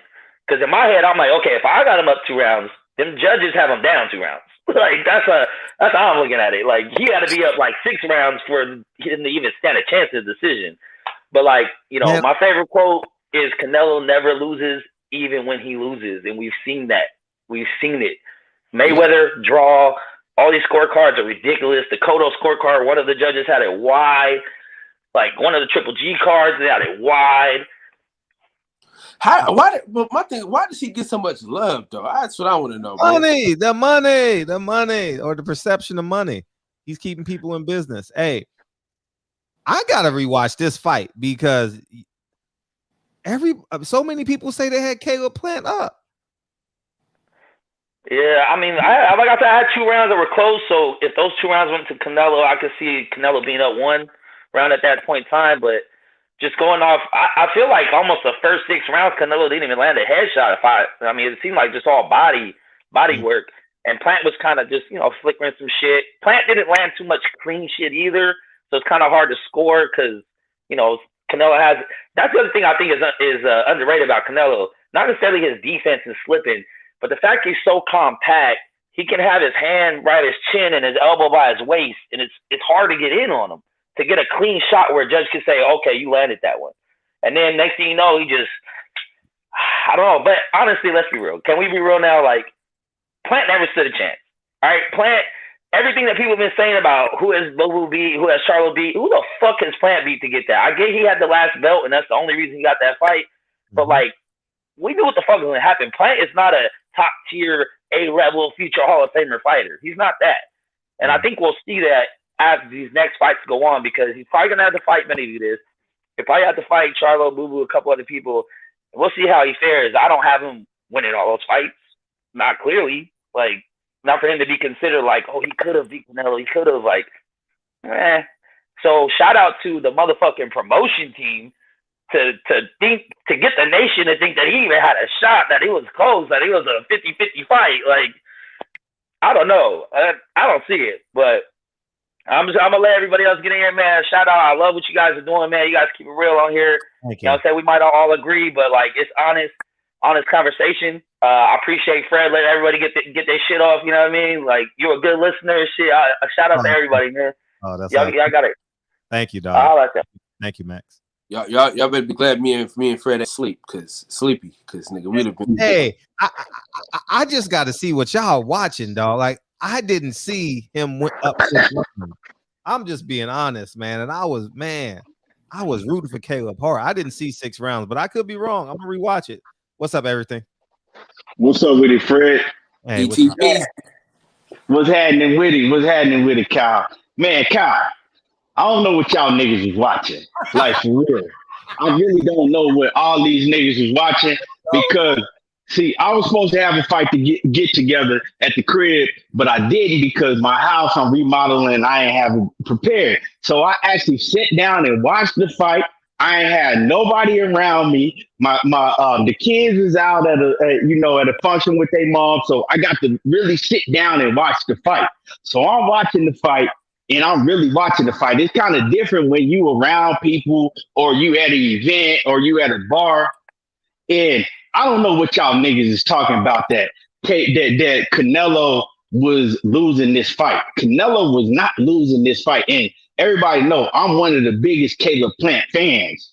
Like, I fuck with Caleb Plant. That's my guy. I was not rooting for Canelo at all. You know, I put money on Caleb Plant. I lost a lot of money for betting on Caleb Plant. But I don't know what y'all was watching. The fight, Caleb Plant, he came out in the first round. And, he did okay. He did okay. Yeah, he did okay. He was moving well. He was, popping his jab.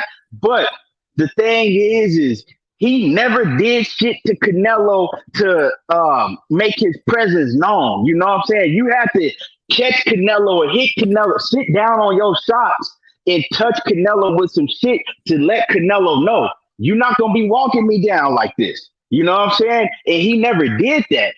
Caleb Plant, I've seen a lot of people say, oh, Caleb Plant, he did so well. I thought Caleb Plant was going to do a lot better than what he did because I've seen Caleb Plant fight different than what he did. To me, Caleb Plant was pity-patting and trying to get the fuck up out of there real quick. Right. And I said that Caleb Plant was going to have to fight Canelo in spots. Yeah. And he was going to have to box. But see, he only really sat down and tried to fight Canelo in one round. One round, they went nose to nose. And Caleb Plant said, fuck it. I'm going to stay here with you. I'm going to use the shoulder roll inside. And he did well. He did well up until the point when Canelo started digging to the body. And then Caleb Plant said, you know what? I'm going to get the fuck up out of here and I'm going to continue to move. But he was doing well. And that's what he had to do. But he did what I argued with other people, and I said, he ain't going to fight like that because Caleb Plant don't fight like that. When everybody was saying, oh, he's going to try to run for 12 rounds, he's going to gas out. I didn't expect him, but that's what he really did because y'all saying, oh, well, he was outpointing him. How the fuck was he outpointing him when Caleb Plant wasn't really landing none of them fucking punches? He wasn't landing a lot of them shots. He was pity-patting. A lot of them shits was just touching Canelo's gloves. You know what I'm saying? Canelo was blocking that shit with his gloves, throwing that shit off. And yeah, Canelo was missing a lot of headshots. He was missing a lot of headshots. And, of course, the crowd was, and the fucking stupid commentators was acting like Canelo landed every shot, but he was missing those shots. But where he wasn't missing, he was going to the body, and he was fucking Caleb Plant's body up. He had Caleb Plant really looking like they was fucking bleeding. At one point in the fight, I said, God damn, Caleb Plant must be cut bad because I seen all blood on his ribs, but his ribs was just red as fuck because Canelo was tearing his body up. And, ultimately, the deciding factor to me was that he didn't have. I'm not even gonna say he ain't have enough power to get Canelo Alvarez's respect, because I've seen Caleb Plant punch with a lot more power than what he did last night. But he was so worried about what was coming back at him, he didn't want to sit down on his shots. It was just some type of he was flicking shots out there like to try to keep Canelo off of him. At times in the fight, you know what I'm saying? He did throw some shit, but if you go back and watch the fight, he didn't throw when the second half came, he didn't throw a lot of shots at all. You know what I'm saying? He was more so just throwing shit to try to keep Canelo off of him, which wasn't working. You know what I'm saying? He wasn't hitting Canelo with some clean flush shots, you know. And it's just he didn't fight like I thought he was gonna fight. He did not fight like I thought he was gonna fight. I think he was more fatigued. Now I do agree with you, Kyle, because if you look at the fight, right, Canelo had, Caleb Plant, he took shots like that. With the shots that Canelo landed on him, he got hit with a couple of them shots, and he took them. You know what I'm saying? But in the 11th round, by that time, Canelo just had warmed down. He had broke him down, and he was more so fatigued. Yeah, he did get caught with a clean shot, but it was more so fatigue. You know, and when you get broke down like that, man, it's hard to get up and continue. You've seen him try to pop right back up, and motherfucker was drunk. You know what I'm saying? He was drunk. He tried to run it off. Go ahead. No, that was a bad idea. Because his legs, like I said, man, his legs packed their bags and got the fuck up out of there. You know what I'm saying? And I felt like the niggas should have just took that knee. Niggas didn't learn shit from Zab Judah. Like, y'all motherfuckers ain't learned shit from Zab Judah. Zab Judah showed every nigga in the world not to get the fuck up so fast. Slow your ass down. Because even if you're not hurt, your legs is like, nigga, we are. You know what I'm saying? So slow your ass down, nigga. But no, he wanted to hop back up. The motherfucker was wobbly all the way to the corner. Canelo got on him. The nigga tried to run out. He tried to run out. Nigga legs did one of these. You know what I'm saying? Like he was guarding Iverson. You know what I'm saying? And they got touched up and nigga legs was all hanging on ropes and shit. But see, Kyle, the thing is, that comes with experience, because see, Caleb Plant, he had never been in that position before. So him being, you know what I'm saying, in that position, he didn't know, okay, you know what I'm saying, I'm all right, let me kneel down, let me take an 8 count, and then let me pop back up. He ain't never been in that position before. He ain't never had to fight in no shit like that before. You know, we got to understand that he only has 21 fights. So you know, like the last caller was saying, respect to dude, you know, but he was saying that, Caleb Plant will never be a great fighter. And we don't fucking know that. The man only got 21 fights. You know, that's not a lot of fights. He only lost to the best fighter in the fucking world, so people say. Right. And you know what I'm saying? Like, to me, Canelo, he proved that he the best fighter in the world, and especially at 168, ain't none of them dudes beating him. He gonna fucking run through Charlo. I think he gonna stop Charlo. I'll get Charlo, you know, maybe 9 rounds, you know, 9 rounds. He gonna stop Charlo. And Benavidez will be a hella tough match for him a year and a half, 2 years from now. I think Charlo got the chin for it though. Nah, man, Charlo get hit too much. You see what I'm saying? And that's the word. That's my point though. He got the chin to take them shots. But who you seen him take shots from that could, who have you seen him take shots from that can hit like Canelo?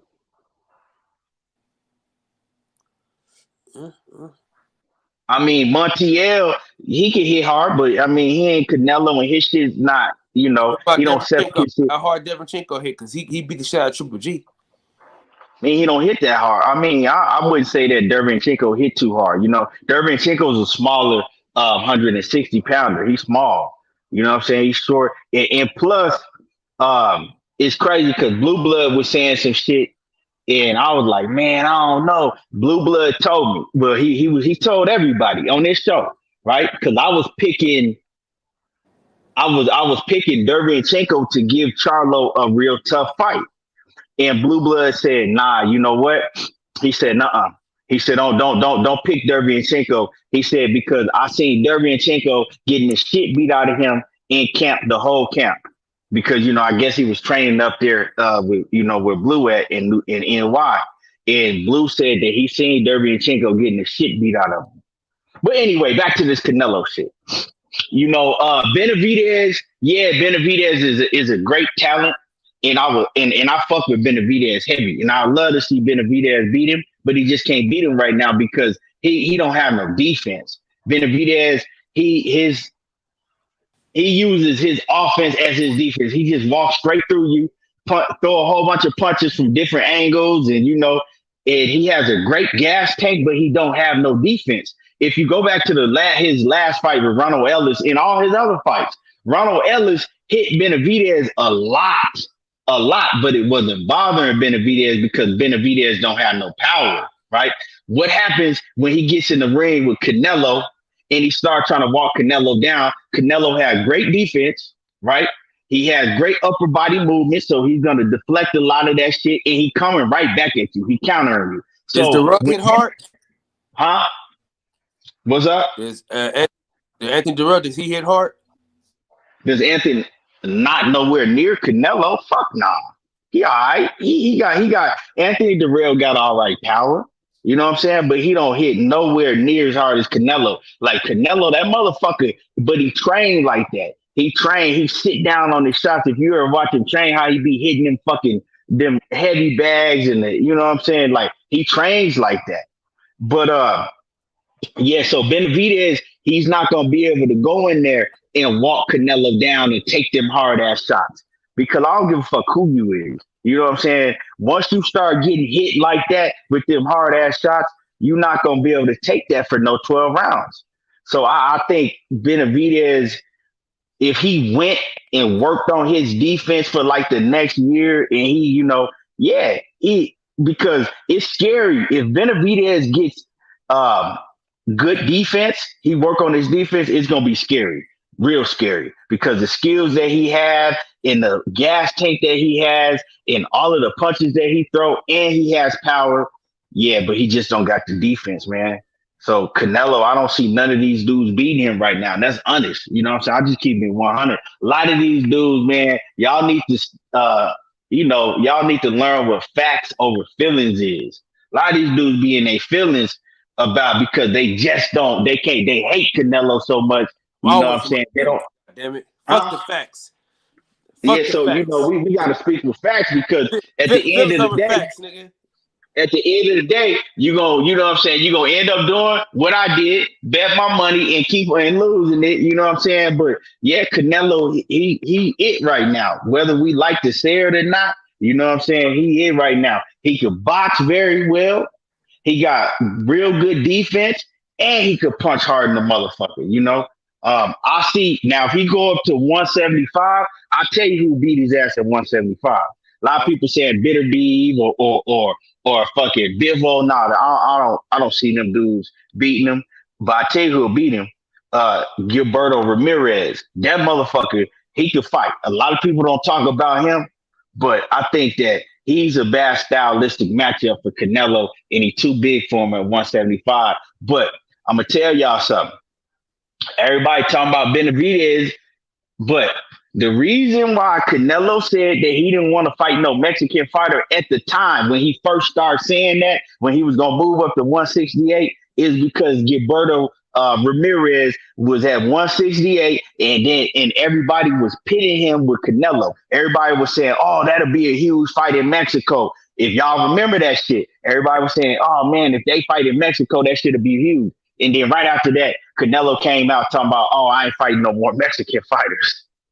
And that's a fact, But it's just, man, Caleb Plant did what he had. He did what he could, but I think he felt Canelo's power early because you got to understand, even when Caleb Plant is blocking them shots on his arm and parrying them, he still feel that shit. He still feel that power, just like Teofimo did to Lomachenko. Lomachenko felt that shit.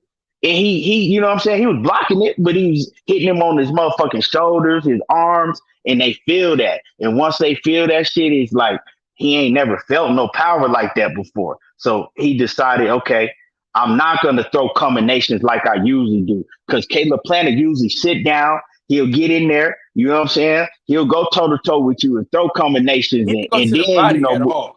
and he didn't because he was because Canelo, him being, I ain't gonna say he was afraid, but him being what do I call it?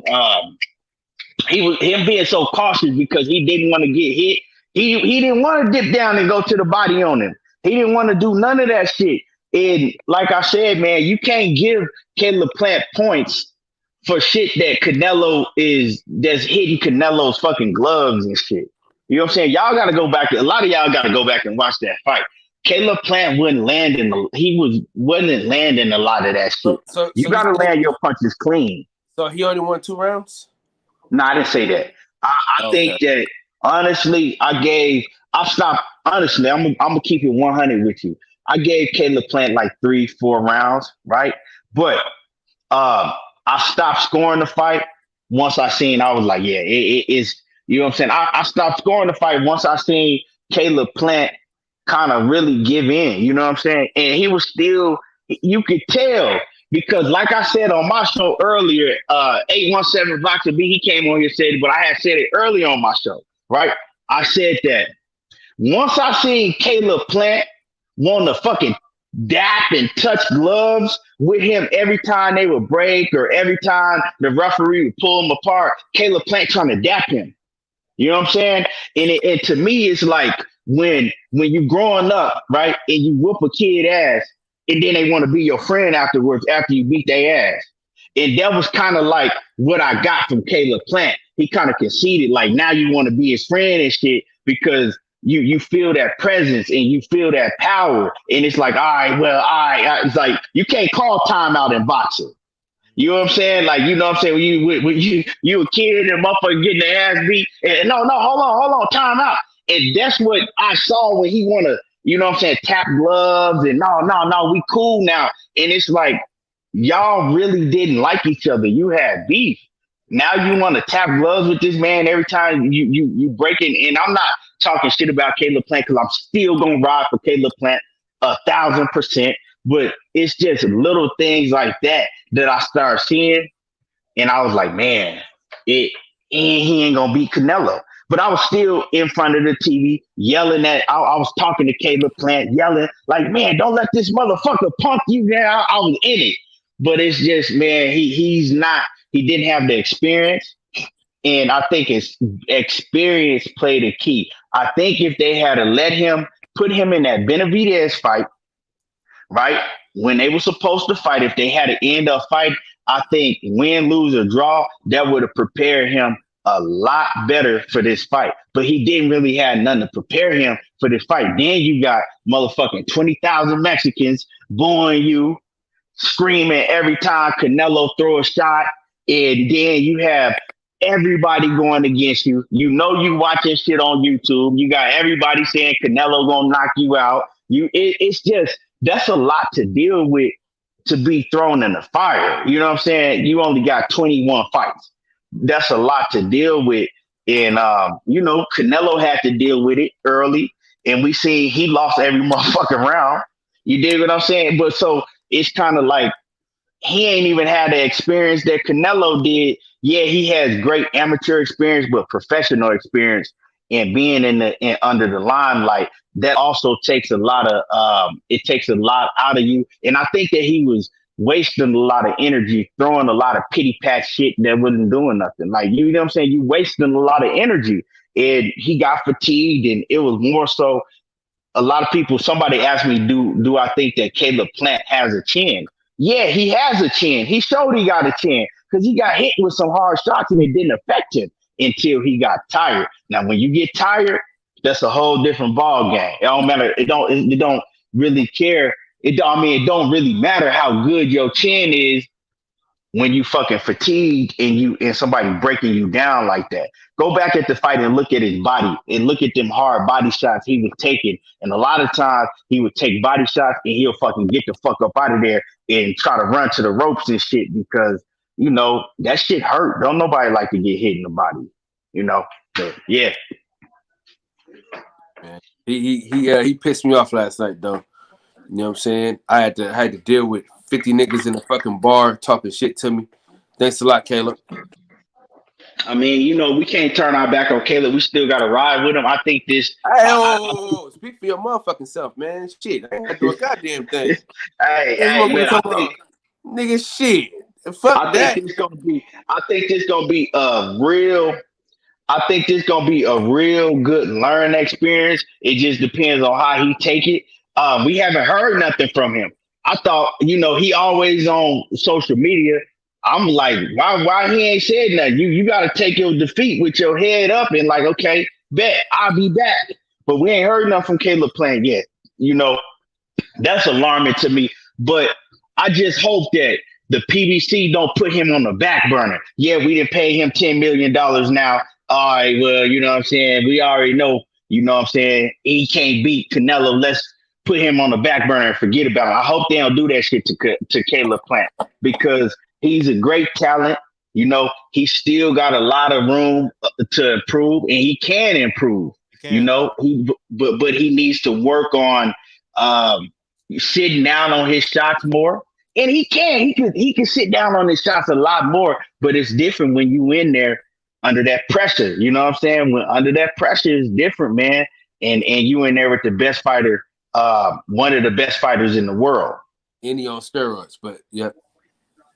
I mean, you know, it is what it is, man. I ain't gonna take nothing away from him. We gotta give him his props. I ain't it is what it is, man. Why y'all always say we gotta nigga? This ain't I'm first saying class. we. Everything in boxing. If you a boxing fan and you keeping it real, if you gonna keep it real, just talk about it, you know, and leave the feelings out. Well, then you got to give him his props. But you know, if your feelings gonna be involved in it because you don't like it, then you're gonna be able to look at it clearly. Hey, I gave nigga enough props. I said he beat Caleb Plant. That's enough props. That's all he got to get. I ain't got to give him no other props, but he beat the nigga. Yeah, he got it. That's you. I wasn't rooting for him. I was rooting against him more than anybody was. But you know what I'm saying? I got to keep it 100. And the motherfucker, he can fight, man. The motherfucker bad. He's a bad cat. And I don't see none of these dudes beating him for a minute. You know what I'm saying? I don't see none of these dudes beat him for a minute, bro. And that's just honest. And shit, I put my money up on that. But see, the thing is, man, you gotta have a creative player and shit. You know what I'm saying? You gotta have a motherfucker.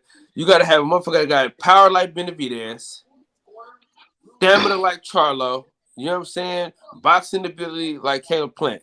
You need all three of them shits. You know what I'm saying? You need all three of them shits to align to beat that nigga. So if them niggas can like mash up, nigga, you know what I'm saying?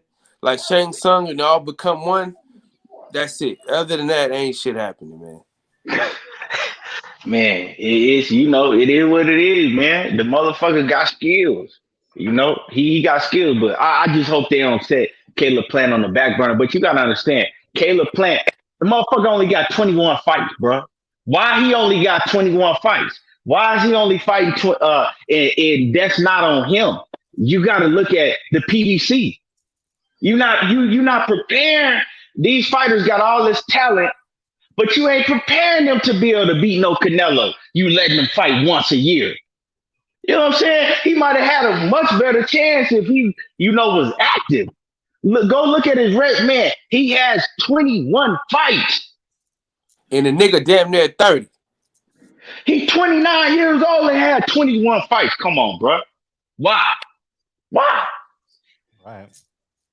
It don't make no sense. Oh, you know why? Because they giving niggas $40 million for one night when they got my bad, $50 million. They spent $50 million, right? They could have put on the craziest card ever. You could have Benavidez versus who the fuck ever. You could have had Charlo on that card versus who the fuck ever. You know what I'm saying? Like they could have made the biggest card that boxing has ever seen, but yet they give us one fight and a bunch of bullshit undercard fights. and he did get paid. You know what I'm saying? He did get paid, but at the end of the day, you know what I'm saying? You didn't prepare him, right? You didn't prepare him to win that fight and to continue to get bigger paydays down the line. Because imagine if he won this fight. That's exactly what I said. I said yesterday or last week, I says PBC's matchmaker didn't prepare Caleb Plant for this fight. Life did. And right. Damn sure. You said that shit. Mm-hmm. And the thing that I don't understand about the PBC that really fucking grinds my goddamn gears, man, is y'all are an American-based fucking company and y'all don't give a fuck about American fight. I mean, like, dog, if you ain't at the top, you can forget it, man. You can just about forget that shit. If you ain't at the top, you can forget that shit, bro. You know what I'm saying? Because the way they doing these fighters is fucking ridiculous. Yeah, man, it is. You see, Canelo Alvarez got what, 50 fights? Damn near. Ooh. You know what I'm saying? And he's only about what, a year or two older than Caleb Plant. 31 and 29. Yep. Bro, that shit don't make no sense. None. You should have fighters like Caleb Plant should have at least 30 fights by now. At least 30 fights by now. Facts. You know what I'm saying? And that's going to prepare you a lot more to get in the ring with a Canelo Alvarez. Look, how many fights do Benavidez have? I know he got quite a big. Not that many. He ain't got that many either though. Well, he was active early on in his career, but now he was getting. I remember they were pushing him a lot. Active early on when you ain't got to pay him nothing. When you ain't got to pay them that they real active. But as soon as they require some money from these niggas, here they go getting shelved. But I'm gonna tell you this: Jerron Ennis is 25 years old. He just turned 25. That motherfucker got more fights. He got more fights than Caleb Plant. He got 28. I think he got like 28 fights, 28, 29 fights. Right? He what, 23? How old is Jerron Ennis? 23, 24? He just turned 24 or 25. One of the two. I can't remember right off. 24. And you tell him, and that's what I'm saying. And see, and he got way more fights than Caleb Plant do. Right. Why? Well, I mean, you can't give me a fucking reason why this man only got 21, 22 fights. You got the make no sense. You got the reason. Canelo fought 4 times in 11 months. Caleb Plant fought 1 time in 10 months. Fucking shit. Plant been a boxer. I watched Plant in the amateur, so I don't know if he was a kickboxer, boxing. I don't know. I see my man Southern Boxing and Sports. He said that Plant was a kickboxer first. He might have been like earlier, but Plant had a hell of an amateur career. You know what I'm saying? He was an alternate. Yeah, I've been on Plant for years before. That's why, I was riding with Plant, but I really actually believed in Plant. And I know that Plant can do better than what he did. But like I said, it's different when you get under them lights and you got 20,000 motherfuckers screaming and hollering at you, and you haven't been prepared to be in that type of atmosphere. And, on that stage, look at EJ when he had to go over there against Kell Brook. We talked about how great EJ did to be able to perform in that type of atmosphere over there, right? Against Kell Brook. And Kell Brook was a great fighter, right? But now think about having to be put in that atmosphere against the best fighter in the world, arguably. That's different, bro. That's different. You know what I'm saying? Your heart is beating fast. You already getting tired because your heart beating fast. Your adrenaline rushing. And he was wasting a lot of punches. And Canelo, his ring IQ, man. His ring IQ is amazing because he don't waste no punches. He stays calm in his corner. We got to give it up to his corner because I was listening to what the corner was telling him. And they was telling him, don't worry about it. Relax. Stick to the game plan. You know what the game plan is. And that's what he did. The head gonna move. You can shoulder roll and move your head, but the body ain't gonna move. you know, and he did stick and he listened to his corner. I would like to hear what, you know, Caleb Plant's corner was telling him. But they were so focused, they focused the whole pay-per-view around Canelo. If y'all notice, they ain't even go to Caleb Plant's corner and let you hear what Caleb Plant corner was telling him. It was crazy. Fucked up from the gate. You know, I knew this shit was fucked up when the national anthem. What's the nigga name? Cause the nigga that runs Showtime and shit. Steven Espinoza. When he was like, "Oh man, we're excited to have Canelo back. We worked with him before. We're so happy to have him." Exactly. I saw this shit over with. This shit fucking over with. This shit over with. Everything boxing. Let me get to these last two people. Yes, sir. But y'all appreciate y'all, man. Great show. Y'all keep doing your thing. I'm gonna hop back in the chat. Yes, sir. Much love. Hey, are you going to that? Are you going to see Sean Porter's funeral? Man, you know you're going. I really don't know. I'm supposed to go because, like I said, I got that bet with Bo Mac. Yeah, I'm definitely gonna try to make it, man. I'm gonna try to make it. I got a lot of shit going on right now, though, man. I'm definitely gonna try to make it. What me and wife is finna do, man. She done changed fucking plans and shit. She trying to go to some comedy show and out here and shit, so she kind of fucking up my routine. But man, I'm definitely gonna try to make it. But I think that's gonna be a close fight. Mark my word, that's gonna be a close fight, man. He's not Sean Porter not gonna get stopped. I know y'all don't want to hear that. And with that, I'm gone.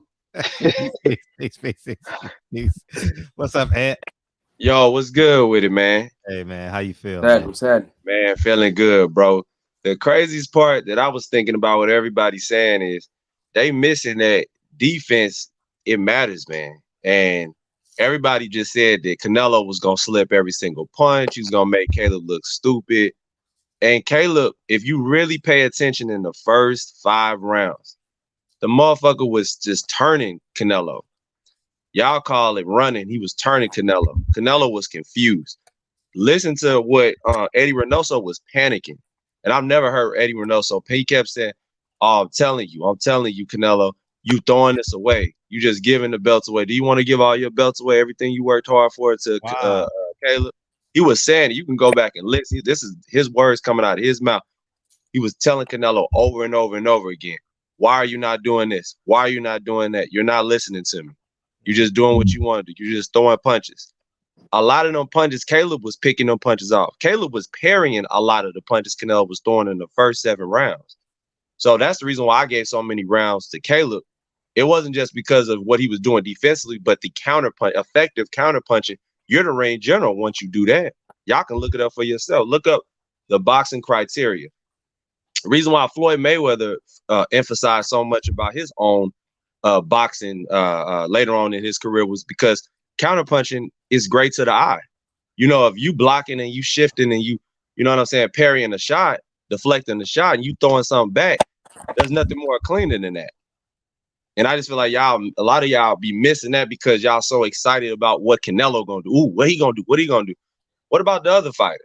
You know what I'm saying? Like, I don't know. I just felt like a lot of people just looked at Caleb as just a stepping stone, like he was a piss on, like he was a fucking journeyman. I just thought that shit was disrespectful.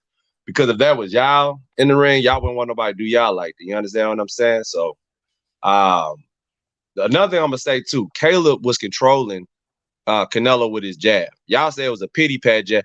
It was enough to keep Canelo at bay. You understand what I'm saying? And Canelo was frustrated when he did that whole sitting on the road. Y'all call it showmanship. I said he was looking for a decoy. He was trying to, you know what I'm saying, lure Caleb in so he can land a big shot. Because up until that point, Caleb head movement was on point. He was not getting clipped with that many shots like y'all said he was. The only thing he started getting hit with was that right hook to the body that Canelo was throwing. He'll feint with the left, and he'll throw a right hook to the body over and over. And that was starting to fuck up Caleb Plant's rhythm and his footwork. He started to slow down his footwork after round 8. Because I know after the 8th round, Canelo had a really good round. If you go back and watch the fight, Canelo was really taking it to Caleb in that round. I was like, okay, Caleb got to pick it up. So in the 9th round, when he threw his left uppercut, and he didn't really hurt Canelo, but you could tell he got his attention. Canelo was like, all right, I got to go back to start using my feints and shit, level changing. How he ended up landing that punch in the 11th round, he did what Eddie told him to do. Eddie said, you haven't did it all night. Start level changing more. He level changed that first, I think it was like the first 20 seconds over and over through the little feint. Caleb just sat, like you said, he sat on the ropes and then he got clipped. And it was just like a lapse in judgment to me, because why would you do that? Like, I don't understand why Caleb just didn't clinch even before Canelo threw the punch. He been throwing the same shot all night. Just clinch him or deflect it. It's like he just, I don't know. It's almost like he was spaced out. Go back and watch. You know how I knew he's fatigued? This is how I know he's fatigued. Because remember, earlier in the fight, he kept grabbing that nigga arm. He had Canelo whole arm at one point. Right. Hella times. He had his whole arm. You know what I'm saying? He kept having his arm, and then all of a sudden, that shit went out the window. Right. Right. But my thing is, people keep saying he running, bro. Like, run, like what constitutes running to y'all? Because when Canelo is known for throwing 800, 900 punches a fight, if you look back, he only threw maybe 400 punches the whole fucking fight. That's Caleb's brilliance as a defensive wizard. Why don't y'all see that? What do y'all got to say about that? For real, because look up every other Canelo fight. He throw at least 700 punches and lands about a 45% connect rate. I'll say 35 to 45% connect rate, if not more. He didn't do that in this fight. Am I wrong? Go ahead and go look at the copy box. He had Canelo frustrated. Y'all can say he didn't, but he did. Y'all say, oh, it was made to be like that. And if it's really orchestrated like y'all say it is, why are you watching boxing? Because this is, last time I checked, this ain't wrestling. You understand what I'm saying? Like, people acting like this is wrestling. This is a boxing match. We can't disrespect wrestling. Oh, he fell off. See, that's what happened when you disrespect wrestling. You see that? That's what happened when you disrespect wrestling, man. Hold on, man. What's up, Batman? Batman fell asleep, man. There he is. What's up? No, I did fall asleep. Y'all motherfuckers took too long. But salute to y'all, man. Kyle, what's up, my brother? Fred, how you doing, my man? Great, man. We great. So this is the thing, man. The last three callers, all of them been on point, Fred. And this is coming from probably the biggest Canelo fan in the world. Every last one of them been on point. If you thought Plant was winning and you hate Canelo, 9 times out of 10, you was going to give Plant credit for every little thing that he did, and you was going to take credit away from Canelo. If you're a Canelo fan, you're going to give Canelo the credit for walking forward and applying pressure, and you're going to say Caleb Plant was throwing a pity-pat jab. All of you motherfuckers are correct, because boxing is subjective. It's based on what you like. And if the judges like Canelo's pressure, or they feel like Canelo's pressure, which I thought, of course, Canelo's pressure was forcing Caleb Plant to fight when he really didn't want to fight. And those moments where Caleb Plant would normally take his breaks, the fact that Canelo was applying that foot pressure, even though he wasn't punching, it was making Caleb move when he probably didn't want to move. But all y'all motherfuckers right, man. At the end of the day, you could have had it 4 rounds for Canelo and whatever for Caleb Plant, or vice versa. But the thing that y'all got to realize is Canelo is going to get the benefit of the doubt when it comes to those close rounds. Yep. So when you saying, "Oh, I had Caleb Plant up 6 rounds to this," if the round was close and Caleb was pity-patting jabs and Canelo was getting those eye-catching body shots off, 9 times out of 10, those judges are gonna give him those rounds.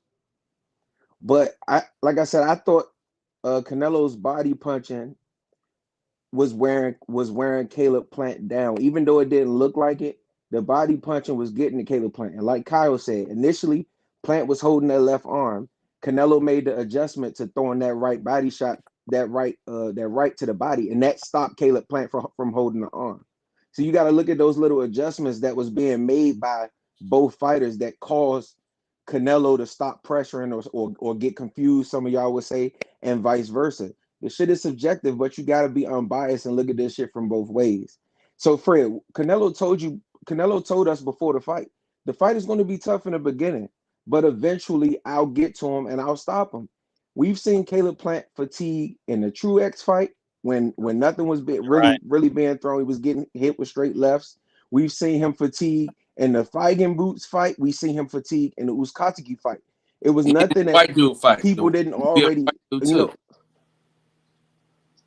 right. It wasn't nothing that we didn't already see. Now the adjustment that Canelo has made from the Floyd fight to now is he's able to conserve energy because he's walking you down at his own pace.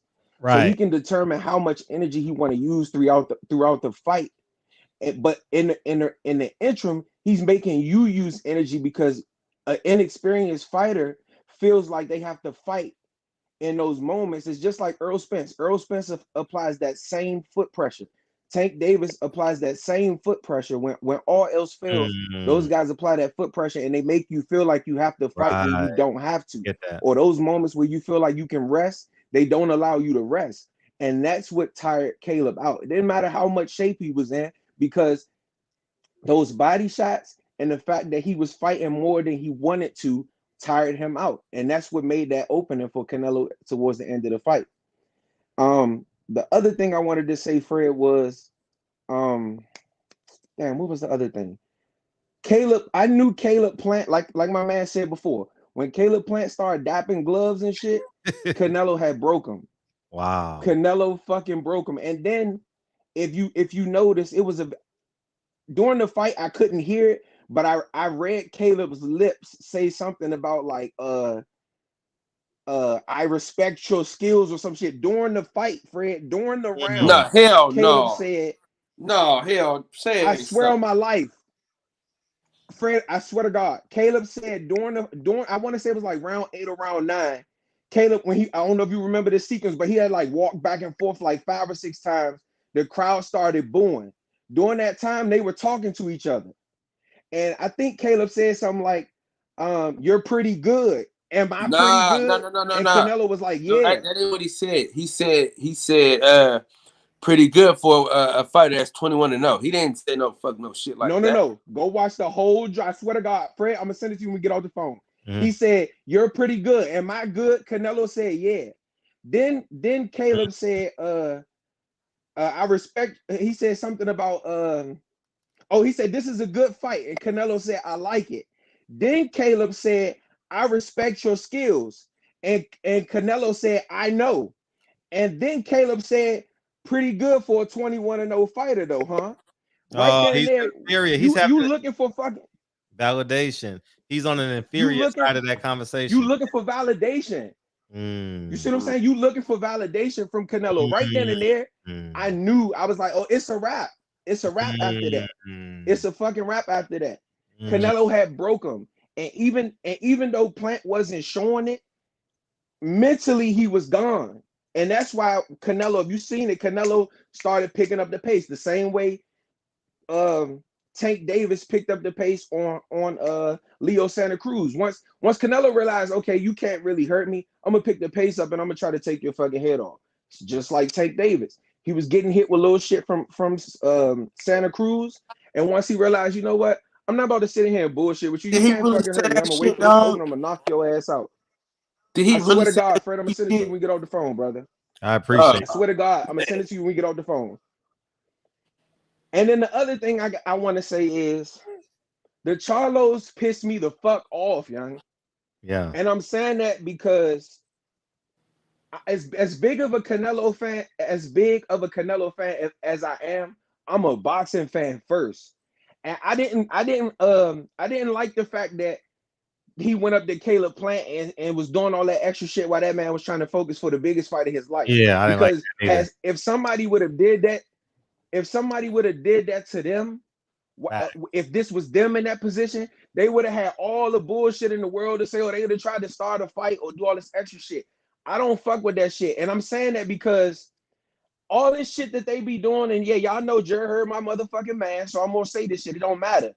At the end of the day, them niggas will say that shit to fucking Caleb Plant, or they'll do that weird ass shit that they did with Jer Hurd, but not one time do you see them motherfuckers go hop in that ring when Canelo in that fucking ring. Nah. They at every fight. But not one time do you see them motherfuckers hop in that ring and say, Canelo, let's get it on. They do all this bullshit over Instagram and all this shit when they know the fucking camera's on, but they don't play that shit with Canelo like that. And that shit right there lets me know that Canelo gonna fuck them up because they respect them too fucking much. Yep. Caleb Plant gained all the respect in the world for me because, first of all, he got in that fucking ring and he showed no fear. When all, like you said, Fred, when all else failed and everybody else was scared to say fucking, you're a fucking cheater, Caleb Plant said that shit. Yeah. Caleb Plant said that shit. Meanwhile, the Charlo's talking about he an all-time great. He's a fucking legend. But yet you willing to do some weird ass shit when it come to Jerry Hurd. Or when it come to fucking Caleb Plant or anybody else, but they don't do that shit with Canelo. And his girl was there. Fuck them niggas, bro. I'm tired of that shit. Me too. I'm tired of that shit, Fred. These niggas are fucking fags, young. And I'm sorry for saying that, but I don't like that shit, bro. Like, you not no real fucking nigga. And I'm tired of hearing about where these niggas say they come from. And nigga, it's a hood everywhere. It's a hood in every city. I'm tired of that. I'm from the hood. I'm from Houston shit. It's a hood fucking everywhere. Yeah. You know what I'm saying? Like that shit for the birds, bro. It's time out for that shit. Yeah. Excuse my language, but that shit pissed me off. I don't know if you seen my show yet, Fred, but I don't like that shit, man. Oh, I can't wait. I don't like that shit. I'm gonna watch it. I don't like it, man. But that's my 2 cents, man. I don't like I said, the people before me, they did an excellent job. Everything boxing was spot on. My man afterwards was spot on.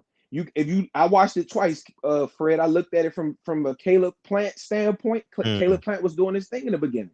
Watched it again from a Canelo standpoint.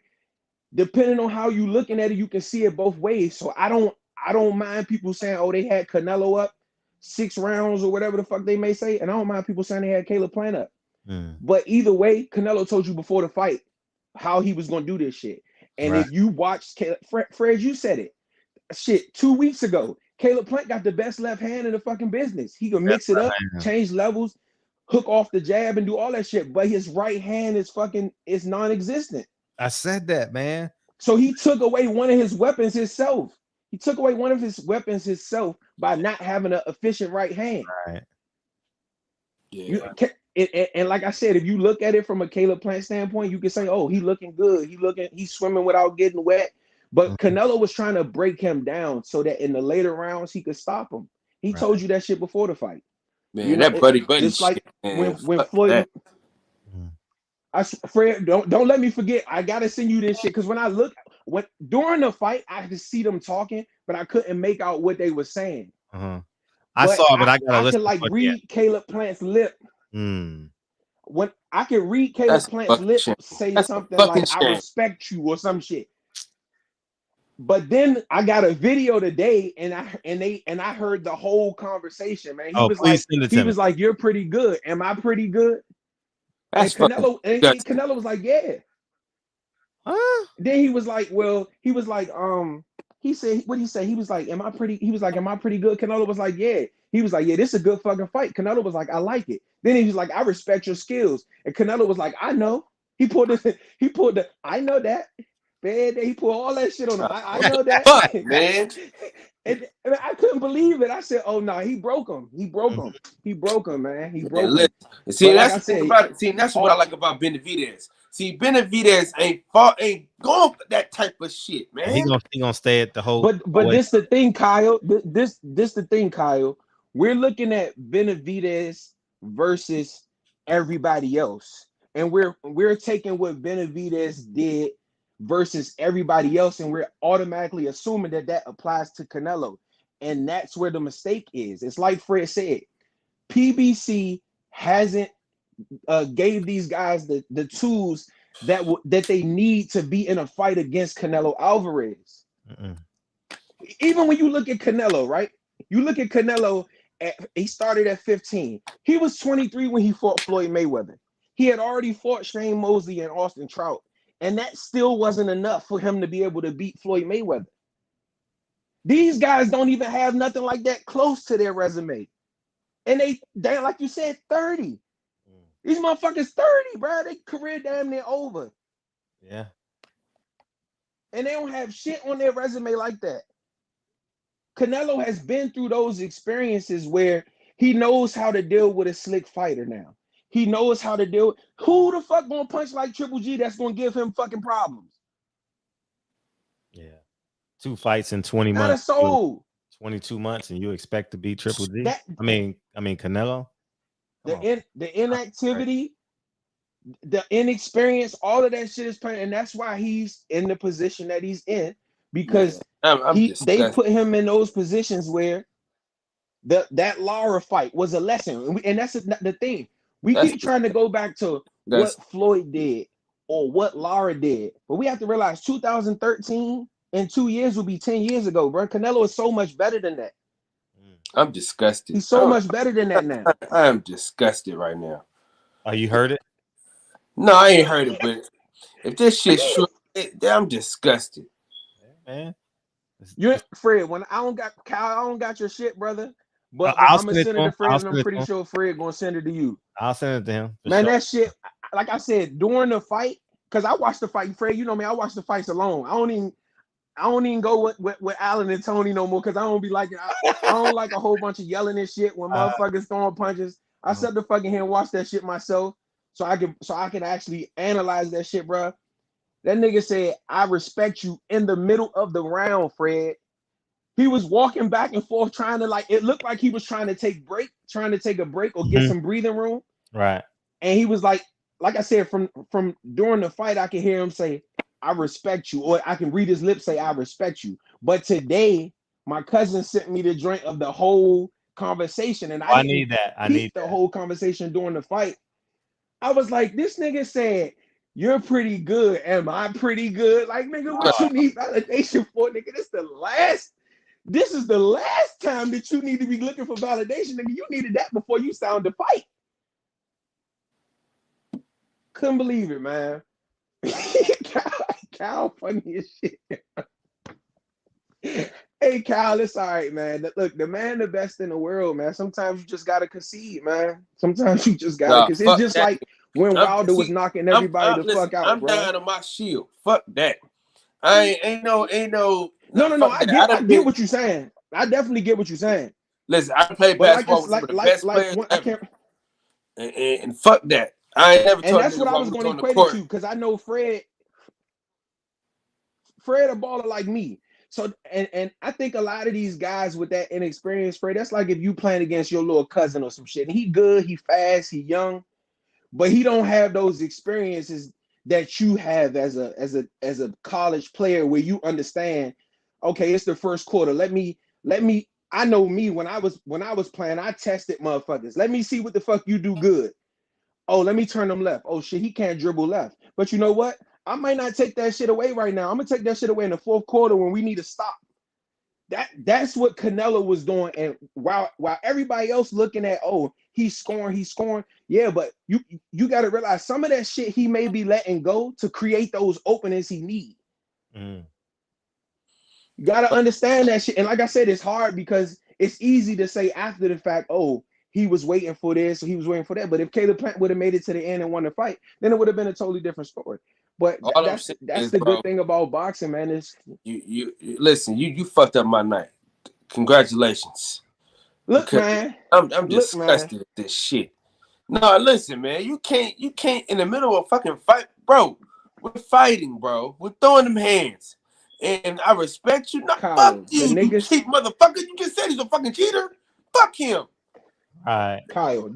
And that's the part that got me, because like if you're gonna come in with that energy, I'm gonna keep that energy the same way through. Same fucking time all day. And me being the type of person that I am, I'm gonna keep that same energy with you, Fred. I'm gonna keep that same energy with Kyle and whoever the fuck else, because that's how I fucking feel. So for me to see him mouth that, oh, I respect you shit, that's almost like quitting, or it looked like he was trying to soften Canelo up so he wouldn't beat his ass no more or some shit. Like, I couldn't believe it, bro.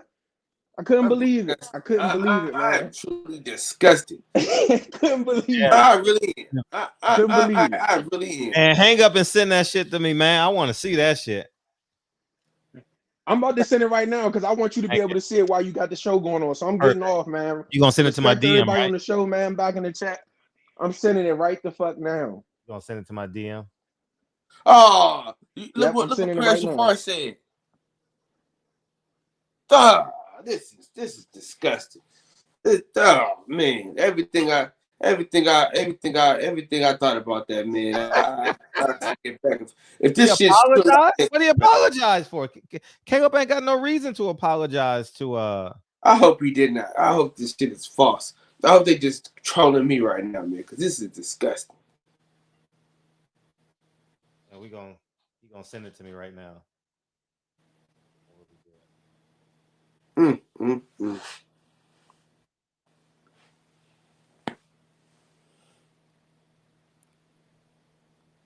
Yeah, man. It's a. I'm waiting on this shit. I want to see. Oh, he sent it. Yeah. Make sure it ain't no it ain't no fake video either, man. No, it's real. Fuck, man. This shit's disgusting. Hey, DJ, set the live up, nigga. I'm not even going live tonight, nigga. I just told y'all that, nigga. I'm not even going live tonight, nigga. You set the live up on your own. You got the fucking password, nigga. Yeah. I will get out of here. Give us 5 more minutes and we'll be out of here. But yeah, man, this is fucking disgusting. Wow. Play the audio, man. Let me hear this shit. I'm about to play it right now. Pretty good. Pretty good? Yeah, pretty good. That's a good fight right there. I like it. I respect your skills. You know, pretty good for 21-0, huh? Yeah, he wanted validation from him. He was trying to get validation from him. Listen. Pretty good. He said, "You're pretty good, or you look pretty good." He said, "You're pretty good, or you look pretty good." All right. Here we go. Pretty good? Yeah, pretty good. That's a good fight right there. I like it. Yeah, because you know what? Caleb couldn't the ring was closing in on him. What's up, Debo? Make it quick, man. We getting out of here. What's up, Debo? I'm sorry you last. Well, what's up? Ain't nothing, man. I mean, I see everybody talking about the fight, man. I honestly thought Plant was gonna go 12, man. I thought he had enough abilities to go 12, but shit, that Canelo pressure is something different, man. Yeah, that pressure was crazy, wasn't it? That pressure is something different, man. But he almost made it to 12. I knew he wasn't gonna win though. Like dude said earlier, I don't got nobody. I mean, anybody Canelo size, I don't got nobody beating Canelo, man. I don't see it neither. I don't see it neither. I think David Benavidez is an entertainer. Hell nah. Benavidez is gonna be out by 6. He ain't got no defense. All he like to do is punch. You just can't do. You gotta be real technical. You know, so you gotta be a technical dude who can punch. Like you really you gotta possess everything to beat Canelo, man. But these fighters tonight, I thought Charlo, man, the way Charlo fought Derevchenko, I felt like he was the one. But after his last performance, man, he ain't it. Ain't none of them Charlos. Man, he gonna get embarrassed. I mean, he gonna leave all his integrity on that mat.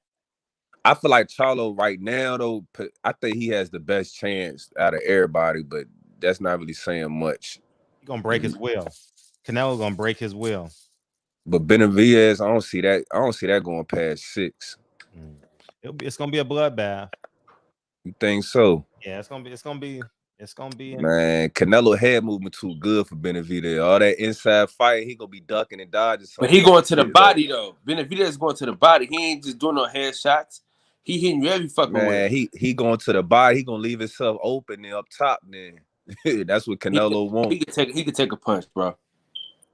You could take a punch by who? You seen who knocked his ass down? What was that dude who knocked him down? Gaskell?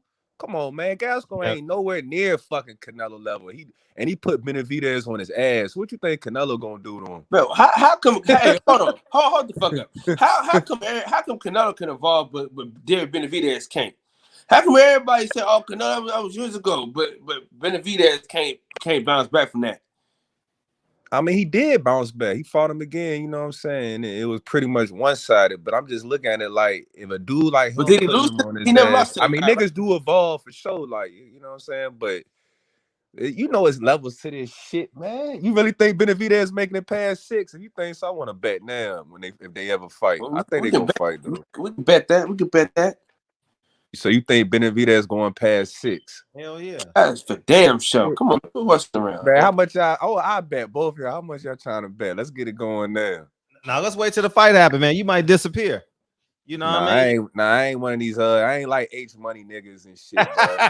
H Money done already blocked me off. I feel like I got too real with the nigga, like, cause I don't know. I mean, I fuck H Money, but I ain't that nigga you just gonna talk, man, talk to me like I'm a less of a man and shit. Like I get that. I ain't going for that shit. Yeah. Like, and I know niggas all over the fucking world, so I ain't that nigga like you just gonna talk to any type of way, just think shit sweet. Nah, you right. Jared Hurd don't take that neither, you know. So he said Jared Hurd.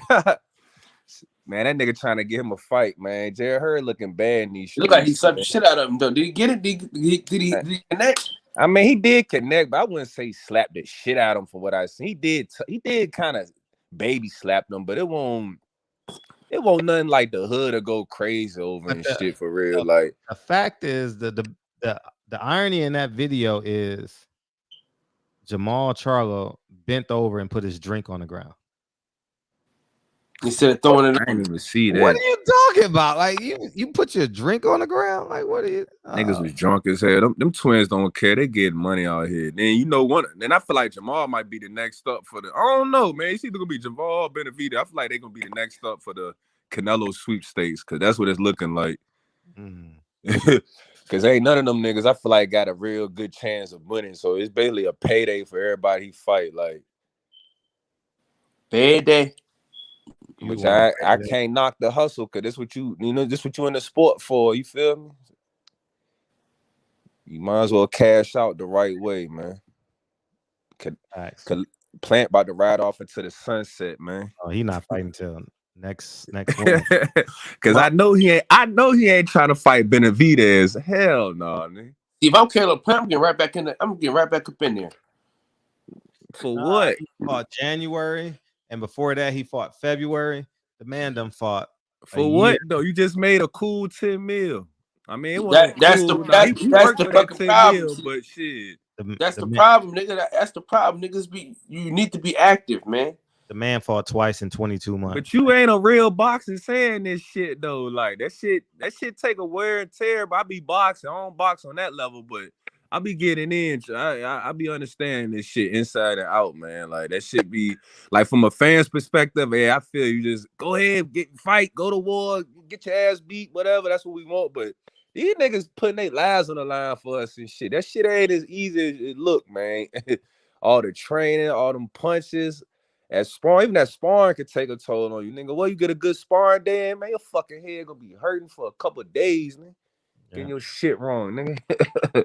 Get your bell wrong. That shit don't just be peaches and cream. That shit don't be glitz and glamour when you see all them goddamn blog videos and shit. Like, they ain't showing the nitty gritty for real. Like, right. Yeah, if I was playing, I'd go ahead and take some time off. I wouldn't come back to the summertime. Shit, I just made 10 mil, nigga. Huh? He lost. He didn't win the fight to kick back and chill. Man, he made 10 million, my nigga. What you mean? What you mean? You lost. He made $10 million. Go invest that in some stock or some real estate, kickback. I mean, still train, you know what I'm saying? You want to stay sharp, don't just get lazy. I ain't even high on the nigga no more. After the shit I just heard, I ain't even high on that nigga no more. Who, Plant? That's goofy shit, man. I never was high on the nigga anyway, but I did think he was gonna go 12 though. I just thought because he more athletic and he longer, I thought that would, give him some good qualities and got that he could go 12, but he couldn't even make it past 12. Like, but I don't got Plant beating like none of them top welterweights and middleweight. Now I don't got him beat none of them niggas for real. All right, he could beat some other niggas though. Like who? I don't got Benavidez. I don't think he beat none of the Charlos. Who else? I don't think he beat Billy Joe Saunders the way he looked. Nah, he might get Billy Joe. He might get Billy Joe. Niggas be going too far with this shit. Fred.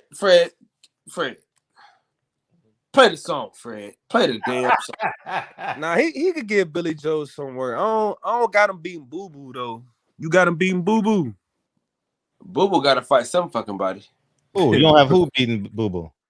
Plant. Well, I mean, both of them gonna go in the ring and say, "I respect you," right? If that's the case, right? I respect you too. Boo Boo ain't shit after the second round. That motherfucker. After the second round, he throw all those power punches the first 2 rounds, and then he just go on the cruise control. I never knew that he was talented. People say, "Oh, he's that good." I never saw it. Man, you gotta be some type of good to get to that level. You feel me? Like, even though Plant got his ass whooped by Canelo, he's still good. You feel me? He just ain't elite. No, I understand that. I'm saying he's not an elite fighter like people make him out to be. I think Father Time catching up with him, man. All of them getting old, man. Yeah. All of them old. And they fighting once a year. But you know why they fight once a year, though? You know what? You know who Blueprint they taking that of, right? Floyd, man. Floyd made that. Floyd said, "Yo, this a new ball game. We're not about to be on this super warrior shit. We ain't about to be fighting 10 times a year. You gonna fight a lot in your early years to get your name up. But once you got your name, nigga, shit, the ball of your court now." Yeah, but niggas ain't Floyd Mayweather either. Fact. You ain't getting true. You ain't getting a whole bank per fight. You ain't getting 300 million. So stop the shit. Get your ass in the fucking ring, nigga. All right, Debo, we out of here. We out of here, man. All right, take your time, man. Appreciate y'all having me. Appreciate you. See you tomorrow night. Appreciate you. Thank you, Debo. Yeah, Kyle, man. This is some. I'll play it one more time for us. No, please. Right, yeah. Listen.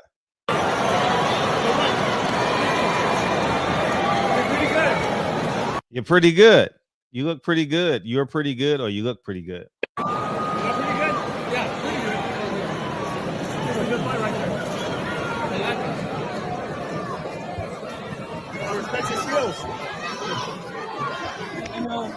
Pretty good for 21-0, huh? Yeah, like he was seeking validation. Yeah, man, that's damn, dog. Just when we thought we was doing good, Kyle. Fuck, man. Yeah, I was rocking. I was rooting for him hard too. But maybe he was tired. Maybe that was his way of buying more time. I'm disgusted. I'm so disgusted right now. I don't even know what to say, Fred. I don't know why he apologized for calling him a motherfucker. Yeah, man, fuck him, man. Yeah, I'm disgusted right now, Fred. He apologized to this man. Play the song, Fred. Okay. The words of great philosopher, man. Play the song. Nardi, man. What's up, Nate? What's up, man? What's up, man? Brothers UK, present y'all for it, man. Great show, man. Tomorrow's show will be about the Charlos, man, and masculinity and all that shit. We going in tomorrow, man. Yeah, man. I thought gangsters don't threaten women and children. You know what I mean? Mr. Vegas, Ed Marr. What up? West Virginia. What's up? Batman, we appreciate you. President Yard 4, as always, man. Mr. Vegas, thank you, man. Samuel, Nello's the king. He's number 1. Brother Code, man. Brent Jones. Catman. Catman. What's up, Brent Jones? Dutch. Who else we got? We got JB. Peoples Hernandez. In the building. Peoples Hernandez. We appreciate you, man. We appreciate you. Ed Marr, thank you, man. Welcome to the show. Welcome to the show. Hey, y'all first timers in the show, man. Beam in. Say what's up, man. Kyle will give you a warm welcome. D Will. Present y'all 4, man. What's up, y'all? Because the devil is alive. Phantom Brawler, where you been, dog? We appreciate you. We have 1,500 subscribers too, Fred. You have 1,500? Yeah. Damn, you growing fast.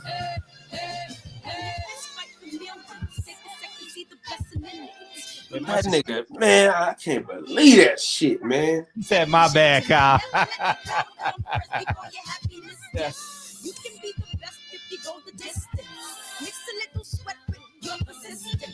That nigga really said, "I respect your skills."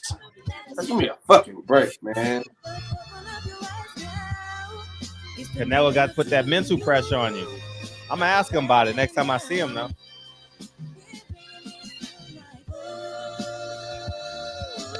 And we got Tanika Ray coming in here Tuesday. How about that? Who was that? The host from Extra, the black girl with the curly hair, the light skinned girl. Oh, okay. Yeah, pretty girl. Well, she's a woman. Yeah, man. We back tomorrow, man. We back tomorrow. Yeah. Oh yeah, man. Oh yeah. We gonna allocate a whole show to the Charlos. Someone tell the Charlos, man, the barbershop talking about them again. Hey, I guess it was a great idea to ban them from the shop. See, I told y'all think, man, shit. Being a man, we're gonna save it for tomorrow, man. I want to get off on that tonight too. I knew, man. Sometimes you just can't squeeze everything into one show. But we're gonna give them what they want. We're gonna give them what they want, man. Just trash, man. Because the devil is a lie. Telling you the truth. It's all in what you do. The things you gotta do. We appreciate you, man. Thank you, Kyle. And somebody go buy 9 Wives. You may as well, man. Might as well buy the movie. We appreciate it. If you didn't buy that bullshit last night, go ahead and spend that money on 9 Wives. Yeah, you might as well, man. And it costs a cup of coffee, man. You going live, Kyle? Oh, you're not? Okay. Yeah. Excited.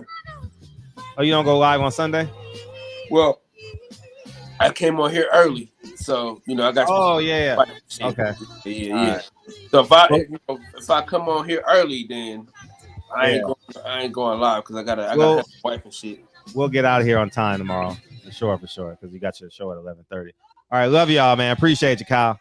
All right, y'all. Hey, Fred, I'm gonna holler at you. Yeah, 1,500 subscribers. Congratulations, man. Well deserved. Appreciate it, man. Appreciate you. All right, gone. Love y'all, man.